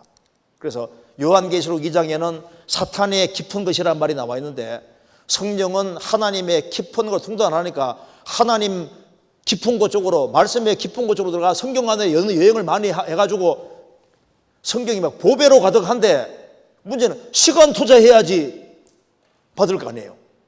그러면 여기다 시간 투자를 못하냐 하면은 성경 보시겠습니다. 사사기 2장입니다. 사사기 2장.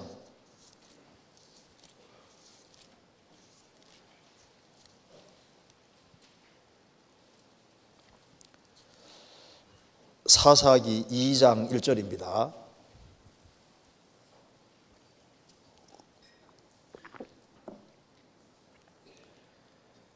여호와의 사자가 길갈에서부터 보김에 이르러 가로되, 여기 여호와 사자가 예수님입니다.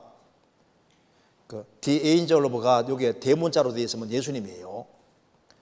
여호와의 사자가 길갈에서부터 보김에 이르러 가로되, 내가 너희를 애굽에서 나오게 하고 인도하여 너희 열조에게 맹세한 땅으로 이끌어왔으며, 또 내가 이르기를 내가 너희에게 세운 언약을 영원히 어기지 아니하리니 너희는 이 땅 거민과 언약을 세우지 말며 그들의 단을 헐라하였거늘 너희가 내 목소리를 청종치 아니하였도다. 그리하면 어찌 미뇨? 그러므로 내가 또 말하기를 내가 그들을 너희 앞에서 쫓아내지 아니하리니 그들이 너희 옆구리에 가시가 될 것이며 그들의 신들이 너희에게 울무가 되리라 하였노라. 여호와의 사자가 이스라엘 모든 자손에게 이 말씀을 이르매 백성이 소리를 높여 운지라. 그러므로 그곳을 이름하여 보김이라 하니라.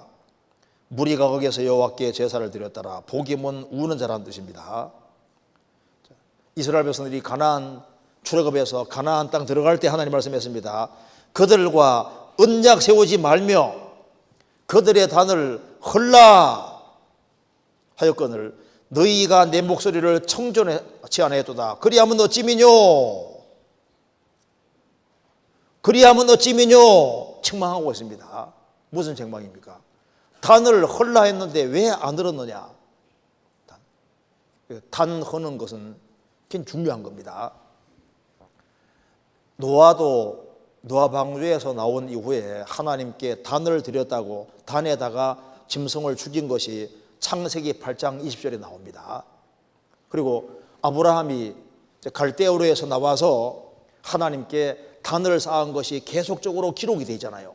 창세기 12장, 13장에도 기록이 되어 있고, 그 다음에 이삭도 하나님께 단 드렸다고 되어 있고, 단에다가 제사 드렸다고 되어 있고, 야곱도 마찬가지입니다.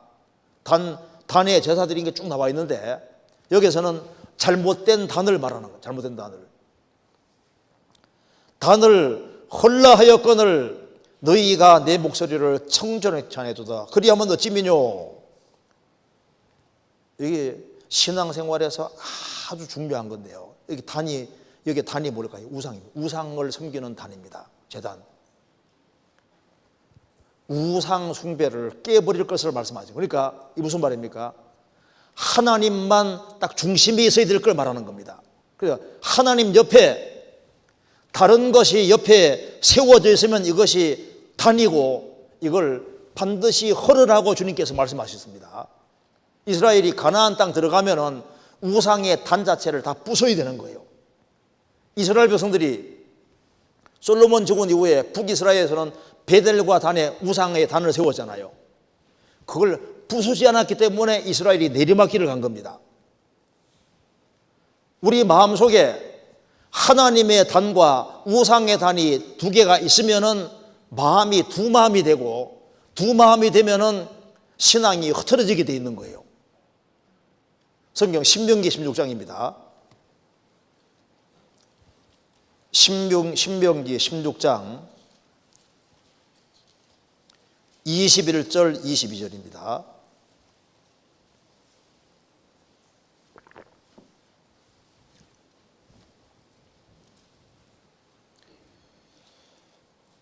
(20절) 21절 22절 제가 읽겠습니다. 내 하나님 여호와를 위하여 쌓은 단 곁에 아무 나무로든지 아세라 생을 세우지 말며 자기를 위하여 주상을 기둥상을 세우지 말라. 내 하나님 여호와께서 미워하시느니라. 여호와를 위하여 쌓은 단 곁에 아무 나무로든지 아세라 상 자기를 위하여 주상을 기둥상을 세우지 마라. 여호와께서 미워하시느니라. 그러니까 하나님 옆에 뭐가 있으면 안 된다는 얘기라는 거예요. 그거 있으면은 반드시 신앙이 흐트러지게 돼 있습니다. 근데 그걸 탁 부수면은 성경 속으로 들어갈 수 있는 거예요. 왜 성경 속에 못 들어가고 이 속에 진정한 기쁨을 못 느끼냐 하면은 단 옆에 다른 것이 하나가 있으면은 그 전에 신앙생활이 그렇게 즐겁고 기쁘고 좋았는데 단 하나가 딱 들어가 있는 것처럼 다른 우상이 들어가 있으면요, 아이고 무슨 또 학위 수양회가 또 이렇게 또 진행이 돼, 또 무슨 또 전도를 해야 돼, 아이고 설교도 길기도 길고, 또 무슨 여기 또 구역 모임하고 뭐 또 여기 또 장소도 짓는다 그리고 뭐 비전 센터도 만든다고 하고, 아이고 그런 생각이 들면요, 잘 생각해 보셔요. 옆에 다른 단이 있다, 다른 단 하나가 있으면요, 이게 다 걸리적거리게 되어 있는 거예요. 요한일서 5장 보시겠습니다. 요한일서 5장 20절 21절.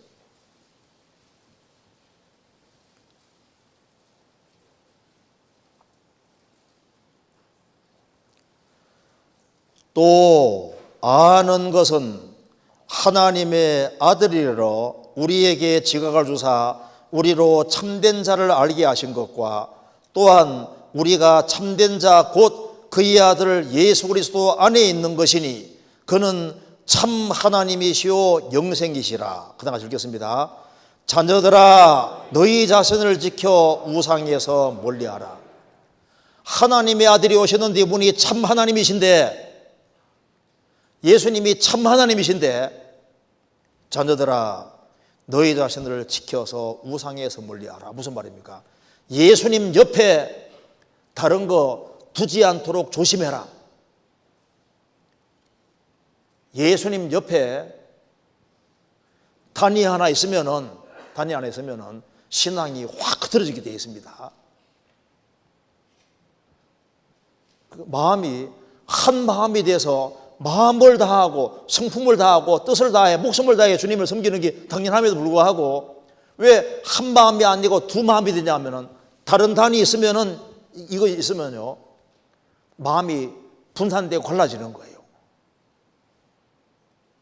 자, 그러면은 구원받은 사람이 신앙생활 하는 속에서 어째서 이런 우상이 들어오게 될까요?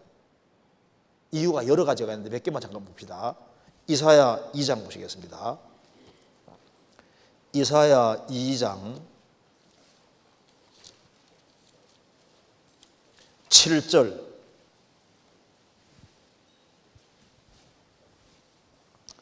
8절입니다.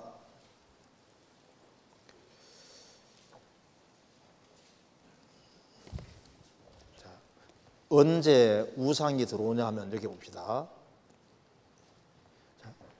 2장 7절에 그 땅에는 은금이 가득하고 보화가 무한하며 그 땅에는 마필이 가득하고 병거가 무수하며 그 땅에는 우상도 가득하므로 그들이 자기 손으로 짓고 자기 손가락으로 만든 것을 경배하며, 이게 보면 여기에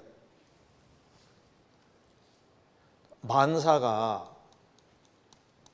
형통하고 잘 돼가고 재물이 많이 벌려질 때 그 속에 섞여서 우상이 들어오게 됩니다. 그래서 여기에 말씀하기를 이스라엘 땅에는 여기 보면은 은금이 가득하고 보화가 무한하며 마필이 가득하고 병거가 무수하며 형통하고 잘 돼가는데 그 속에 우상도 가득하다. 우상도 싹 들어와요. 그래서 특별히 육신적으로 형통하고 잘 돼갈 때 자기도 모르는 사이에 뭔가 딴 우상이 딱 들어와 있는 거예요. 그래서 마음이 그전 같지 않게 될 수 있는 거라고. 그래서 만사가 형통하고 잘 돼가지 않고 평범했을 때는 그렇게 오로지 막 주님 붙잡고 이렇게 살다가 좀 잘 돼 가니까 딴 것이 딱 들어와서요. 영혼에 대한 어떤 그 간절한 마음, 그 영혼을 불쌍하게 생각하고 주님을 사모하는 그런 자체가 싹 식어가는 거예요. 우선이 들어올 수 있습니다. 그리고 언제 이스라엘에게 우상이 들어왔냐면은 모세가 출애굽기 32장 보시면은 모세가 십계명을 받으러 시내산에 올라갔습니다. 올라갔는데 모세가 내려옴이 어떻게 했습니까? 더딤을 보고 빨리 안 내려오니까 밑에서 뭐 했습니까? 우상 숭배했잖아요. 그처럼 예수님이, 모세는 예수님 그림자니까 예수님이 오신다 했는데 빨리 안 오니까 에이 빨리는 안 올 거야 그러면서 주님이 더디우러는 온다는 생각을 가지고 있는 사람 속에 잘못하면 우상이 싹 들어올 수 있습니다. 또 한 가지는 여기에 잠언 4장에 말씀하기를 무릇 지킬 만한 것보다 더욱 내 마음을 지키라. 생명의 근원이 이에서 남이니라. 우리 인간에게서 제일 중요한 부분이 마음 부분입니다. 그런데 지킬 만한 것보다 더욱 내 마음을 지키라. 생명의 근원이 이에서 남이니라. 그래서 베드로전서 1장 보면은 너희 마음의 허리를 동이고, 이 마음을 허리라고, 이 허리를 딱 동여맬 때, 허리가 좋을 때 힘이 있잖아요. 마음의 허리를 동여매는 것이 이 비장한 각오를 갖는 건데, 누가복음 12장에도 말씀하시기를 허리에 띠를 띠고 등불을 켜고 서 있으라 했습니다. 허리에 띠를 띠는 것이 비장한 각오를 하는 거잖아요. 근데 마음에 비장한 각오를 하고 살아야 되는데 마음이 흐트러지면은 마귀가 마음을 향해서 불화살을 엄청 쏘아야 됩니다. 악한 자의 화전 소멸하고 마귀가 불화살을 막 쏘아대가지고 온갖 것으로 공격하는데 우리 시대 보세요. 마귀의 불화살이 얼마나 많이 날아다니는지 모릅니다. 인터넷을 켜도 막 거기에 막 마귀 불화살이 막 많이 날아다니고 유튜브에도 막 많이 날아다니고 엄청 많이 날아다니는데 정신 바짝 차려야지 아니하면은 자기도 모르는 사이에 마음이 흐트러지는지도 몰라요. 우리 시대에 우상이 얼마나 많이 들어올 수 있는데요.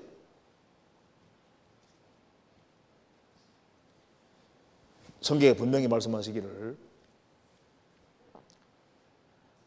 하나님 단 옆에 다른 단을 두지 마라. 그래서 먼저 우리가 쇠양회를 앞두고 우리가 이번에 정말 많은 사람을 건지기 원하면은 내 속에 뭔가 우상이 있는지 그거 옆에 있으면은 과감하게 꽉 깨트리면은 신앙이 회복이 될 수 있고, 그리고 주님이 나 통해서 많은 사람들이 구원받도록 연결시켜 주시고 또 많은 사람이 구원받도록 도와줄 겁니다. 구약시대 때 히스기야 왕하고 요시야 왕이 종교개혁했는데 종교개혁이 뭔지 아시죠? 한 번은 그 우크라이나 목사님들하고 몇 명하고 한 달 동안 공부를 하면서 그 우크라이나 목사님들이 이렇게 말합니다. 그 중에 털보 목사님, 그 키예프에 있는 목사님, 그 헬라어를 잘하는 사람인데 다 공부하다가 어느 날 무릎을 탁 치는 거예요. 아, 이제 알겠다. 구약 성경에 보면은 요시야 왕하고 히스기야 왕이 종교개혁을 하는데 종교개혁이 별거 아닙니다. 종교개혁은 뭐냐면 여기 예루살렘에 하나님의 단이 있는데 이스라엘 백성들이 단까지가 멀으니까 산당들을 많이 만든 거예요. 여기까지 오기 싫으니까 산당들을 많이 만들었는데 히스기야와 요시야가 한 게 뭐냐면 산당들을 다 부숴버린 겁니다. 부수고 한 단에서만 섬기라 하고 이 단 말고 다른 단을 다 없애버린 것이 이게 종교개혁입니다. 루터의 종교개혁도 뭐냐 하면은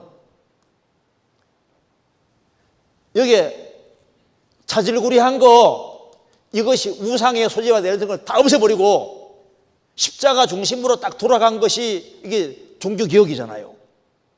그러니까 주님이 가장 항상 중심에 있어야 되는데 주님 옆에 뭔가 하나 생길만 하면 이걸 부숴버리는 것이 우리 개인에게는 뭡니까? 종교개혁이 되는 거예요.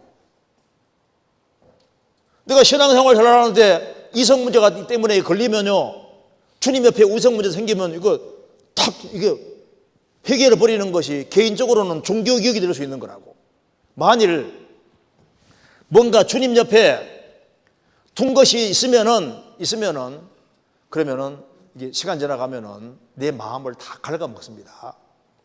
이 세상이나 세상에 있는 것들을 사랑하지 말라. 누구든지 세상을 사랑하면 아버지 사랑이 그 속에 있지 않다고 했습니다. 세상에 살아야 되는 건 맞지만은 세상의 것을 사랑하지 마라.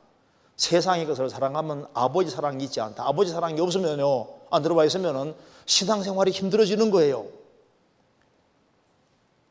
재미가 없어진다니까요. 그래서 신앙생활이 재미가 있고 기쁨이 생기려면은, 즉 신앙적인 진짜 기쁨이 생기려면은 우리가 세상에 열심히 살아야 되는 건 맞지만은 성경에 말씀한 대로 포도원을 허는 작은 여우를 잡으라는 말씀대로 포도원에 꽃이 피었으니까 꽃이 피었는데 그다음 열매가 맺혀야 되는데 열매 맺는 걸 막는 것이 작은 여우입니다. 그래서 내가 이것만 딱 제거하면은 이번 학위 수양에 멋지게 보낼 수 있는데 내가 이것만 딱 제거하면은 신앙생활 멋지게 할 수 있는데 그것이 작은 여우가 될 수 있는 거예요. 그렇잖아요. 그 다음에 성경 사사기 5장 보시겠습니다. 사사기 5장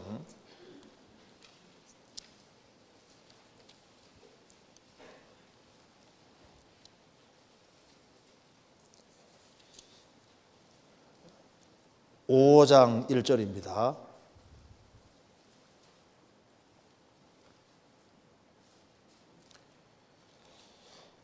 이날에 드보라와 아비노함의 아들 바락이 노래하여 가로되 이스라엘의 두령이 그를 용서하였고 백성이 즐거이 헌신하였으니 여호와를 찬송하라. 한번 넘겨보겠습니다. 여기에 15절입니다. 이사갈의 방백들이 드보라와 함께하니 이사갈의 심사를 바락도 가져도다. 그 발을 쫓아 골짜기로 달려 내려가니 루벤 시내가에 큰 결심이 있었도다.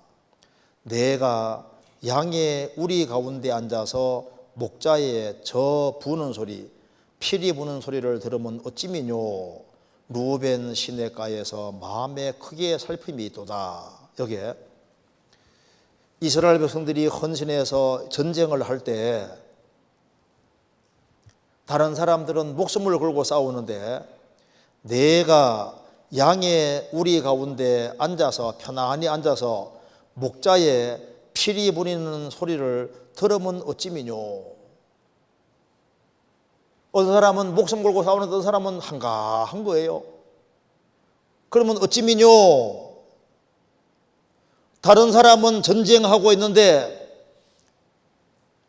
양의 우리 가운데 앉아서 목자에 피리 부리는 소리를 들으면 어찌미뇨.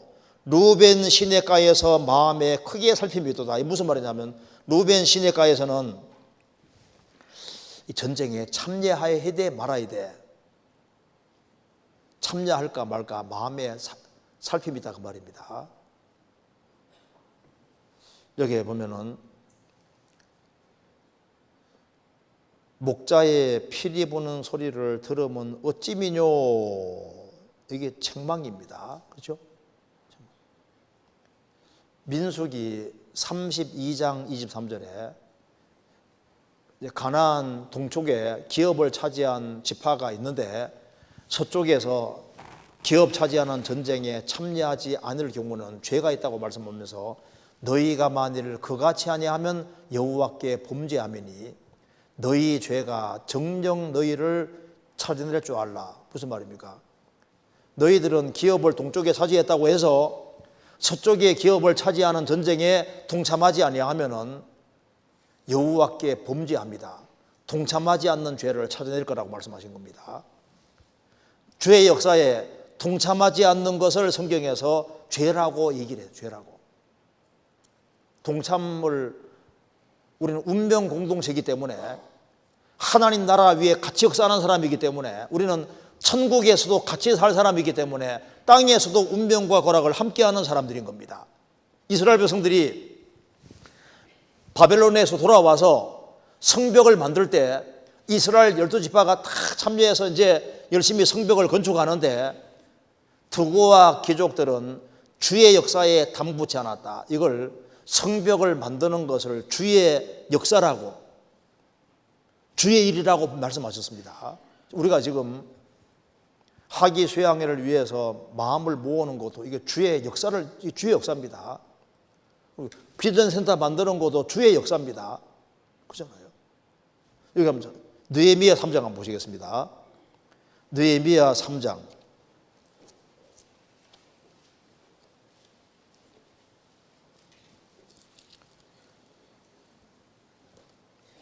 느헤미야 3장 5절입니다.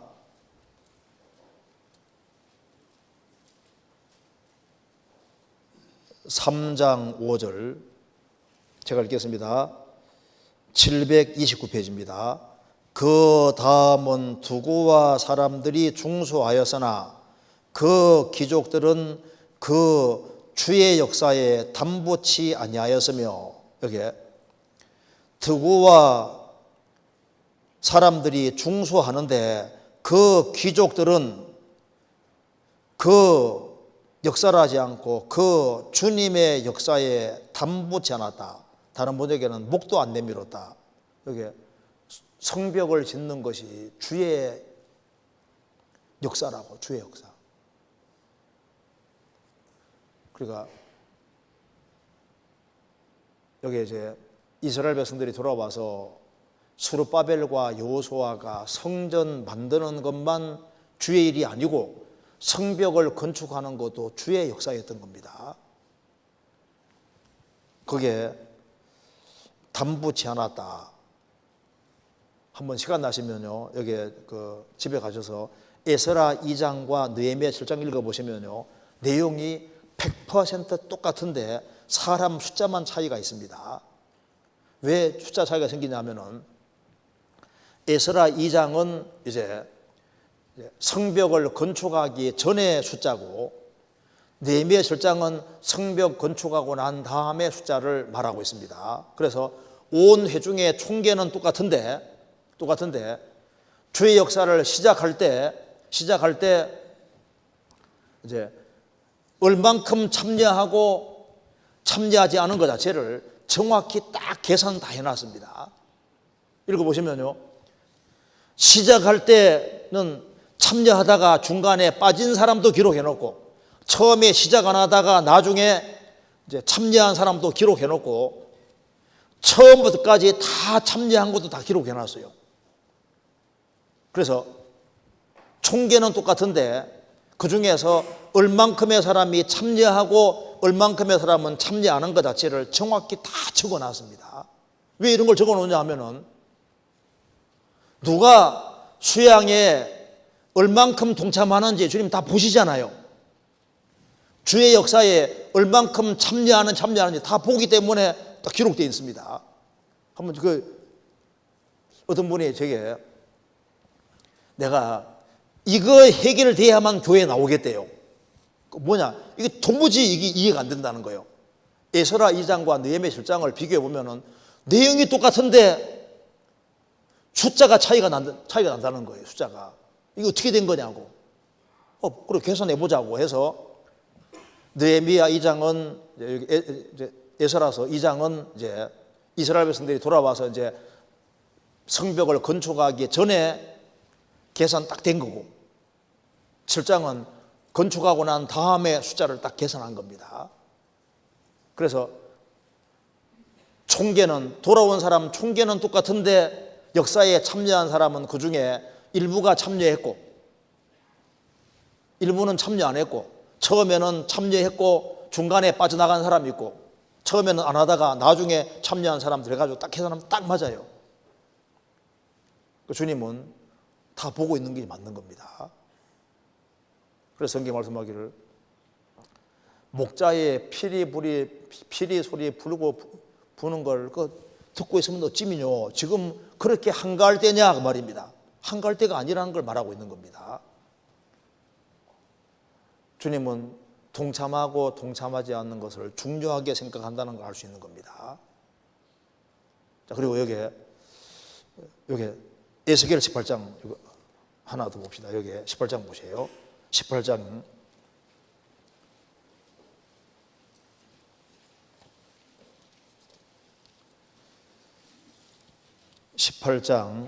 1절입니다.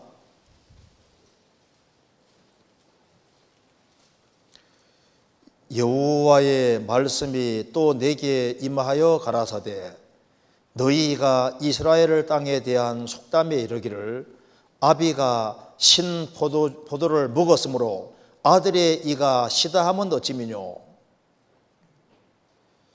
나 주 여호와가 말하노라, 내가 나의 삶을 두고 맹세하노니 너희가 이스라엘 가운데서 다시는 이 속담을 쓰지 못하게 되리라. 모든 영혼이 다 내게 속한지라.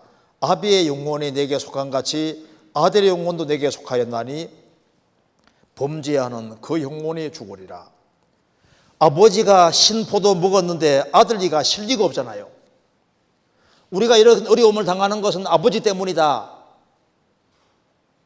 내 잘못은 없다, 아버지 핑계 대는데 그게 맞는 얘기냐? 아니다 그 말입니다. 각자 범죄하는 그 영혼이 죽을 것이다. 쉽게 말해서 핑계 대지 마라 그 말입니다. 우리 시대에 누구자고 탓을 대는 일이 많습니다. 모든 문제 근원을 자기에게 탓지 않고 다 남을 탓하는 것이 있는데, 이거 뭐 부모 탓이다, 제도 탓이다, 환경 탓이다, 유전자 탓이다, 자기 책임은 쪽 빠지잖아요. 우리가 지금 열린 세상에 살고 있습니다. 우리는 하나님의 형상이고 우리 속에는 지구보다 큰 것이 들어가 있는 거예요. 지구가 큰 것이 아니라 한 사람이 지구보다 더 큽니다. 지구 마음속에 품어볼 수도 있잖아요. 그렇게 엄청난 존재인데 우리가 책임적인 존재로 지음을 받은 거예요. 그래서 이 그리스도인의 잘못으로 주변 사람들이 넘어질 수 있느냐? 넘어질 수 있어요. 그리고 거짓된 종교가 때문에 사람이 지옥 갈 수 있느냐? 주님 말씀했잖아요. 마태복음 23장에서 너희는 천국문을 사람들 앞에서 닫고 너희도 들어가지 아니하고 들어가는 자도 들어가지 못하게 하는도다. 천국문을 자기가 닫고 자기도 안 들어가고 다른 사람도 들어가는 걸 막을 수도 있습니다. 예수님 말씀하시기를 실족해 하는 일이 없을 수 없지만은 실족해 하는 사람에게는 화가 있다. 실족할 바에는 연자맷돌을 목에 달고 빠져 죽으라고 되어 있잖아요. 그 실족이라는 게 가능하니까 하는 얘기인 겁니다. 그잖아요. 여기 주님 말씀하시기를 아버지가 심포도를 먹었으니까 아들 이가시다. 이게 말이 되는 얘기냐? 아니라는 겁니다. 나는 아버지 때문에 이렇게 됐다. 환경 때문에 이렇게 됐다. 뭐 상황 때문에 이렇게 됐다. 그 성경에서 핑계대지 말라고 했습니다. 각자 자기 죄가 있고 자기 책임져야 될 것을 주님께서 말씀했습니다. 우리 시대에 변명이 너무나 많은 시대입니다.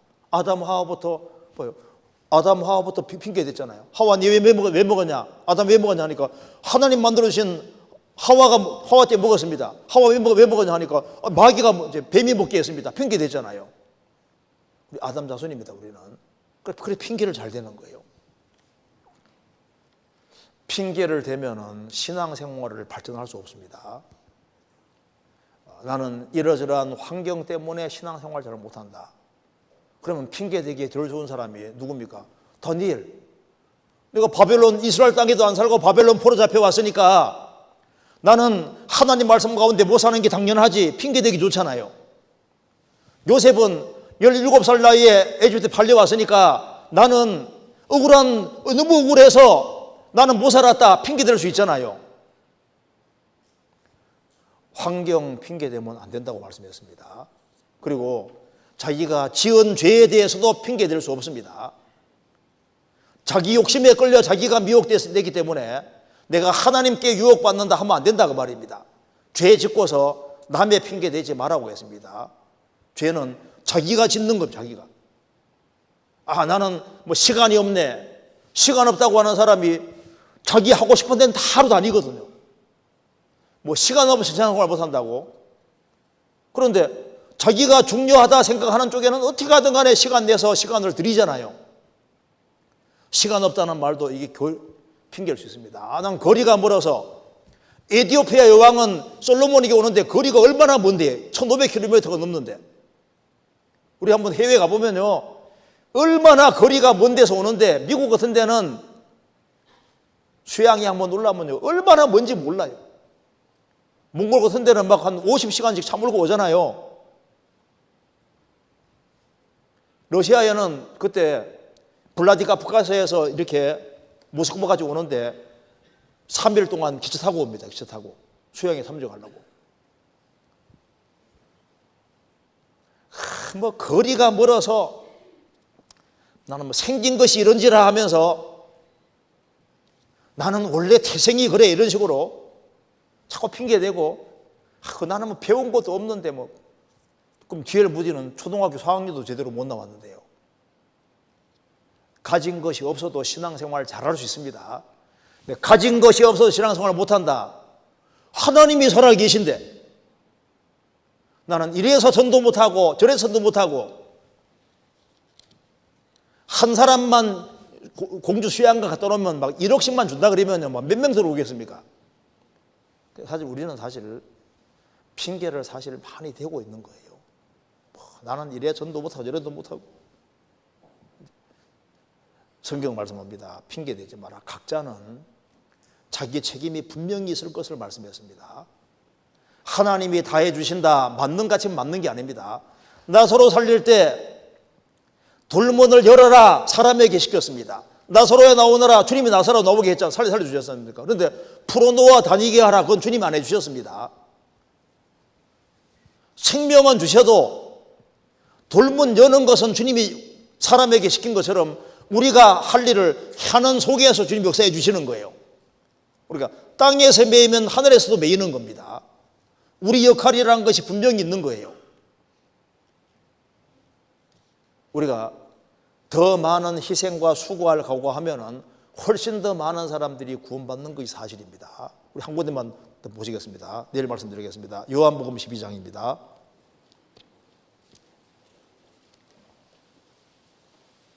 요한복음 12장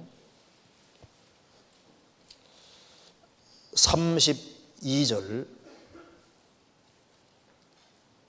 한번 같이 읽겠습니다.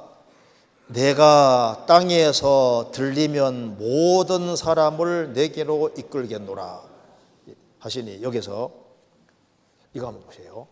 예수님이 내가 땅에서 들리면 십자가 달리는 겁니다. 땅에서 들리면 모든 사람을 내게로 이끌 것이다. 여기 예수님께서 모든 사람을 내게로 이끌 것이다. 그러니까 십자가 달리는 이것이 십자가의 죽음입니다. 내가 땅에서 들리면은 모든 사람 내게로 이끌겠노라. 이거 보고 배워야 됩니다. 죽으니까 예수님이 죽으시니까 주님께로 쫙 딸려오잖아요. 그럼 이거 우리도 여기서 우리가 비결을 배울 수 있습니다. 누가 사람을 주님께로 이끌까요? 십자가에 달리는 것처럼 주 안에서 자기 십자가를 지고 주님 뒤를 따르고 희생하는 사람들, 그런 사람들이 사람을 주님께로 이끄는 사람이 되는 겁니다. 우리가 지금 전국적으로 우리 교회 통해서 많은 사람들이 실제로 구원을 받고 주님께로 딸려왔습니다. 왜 그런 일이 있었냐면은 크리스찬들이 희생하고 수고한 희생과 수고가 있기 때문에 자기 십자가 지는 사람이 있었기 때문에 이런 일이 있었던 거예요. 이번 학위 수양회를 위해서도 전국교회가 정말 해산하는 수고를 치르는 겁니다. 그런 희생과 수고가 있기 때문에 많은 사람들이 구원받는 일이 벌어지는 거예요. 땅에서 들리면은 모든 사람들에게 이끌 건너라. 우리도 십자가 지는 길을 택하면은 많은 사람을 주님께로 이끌 수가 있습니다. 그렇잖아요. 그래서 우리 이번 수양의 기간 동안에는 나도 한번 고생하자. 한번 이번 기회 통해서 봉사도 배우고 희생도 배우고 물질을 헌신하는 것도 배우고 적극적으로 전도하는 걸 배우고 고생하자 하는 그런 마음을 가지고 수양회를 임하는 것이 좋으리라고 생각이 듭니다. 제가 시작할 때 좀 마음이 좀 찔릴 거라 그랬는데 좀 막 찔리죠. 네. 이제 내일 제가는 그렇게 찔리지 않으리라고 생각합니다. 네. 자, 그래서 좀 이해하고 들으시고, 이제 우리 성경에 이제 나와 있는 내용을 가지고 우리가 좀 우리 마음을 좀 이렇게 한번 각성시키는 그런 의미로 좀 말씀을 드렸습니다. 내일 이어서 말씀드리겠습니다. 같이 기도하시겠습니다. 은혜와 사랑이 충만하신 하나님 아버지, 우리에게 복음 전할 귀한 부탁을 맡겨주신 것을 감사합니다. 주변에 불쌍한 잃어진 영혼들이 너무나도 많이 있습니다. 한 번도 복음을 듣지 못하고 죽어가는 영혼도 너무나도 많이 있습니다. 주님, 이번에 많은 사람들이 구원함을 얻을 수 있도록 역사해 주시고 우리 각 사람이 주님 품으로 많은 사람을 인도할 수 있도록 전도할 문을 열어주시고 주님의 마음을 능히 시원케 하는 교회가 될 수 있도록 역사해 주옵소서. 저희들 한 마음과 한 뜻이 되어 주님의 복음과 영광을 위해 살 수 있도록 도와주시고 또 비전센터 건축하는 그 모든 일에도 주님이 앞서 행해 주시고 구원받은 식구들의 마음을 묶어 주옵소서. 우리 구주 예수 그리스도 이름으로 기도하옵나이다. 아멘. 수고하셨습니다.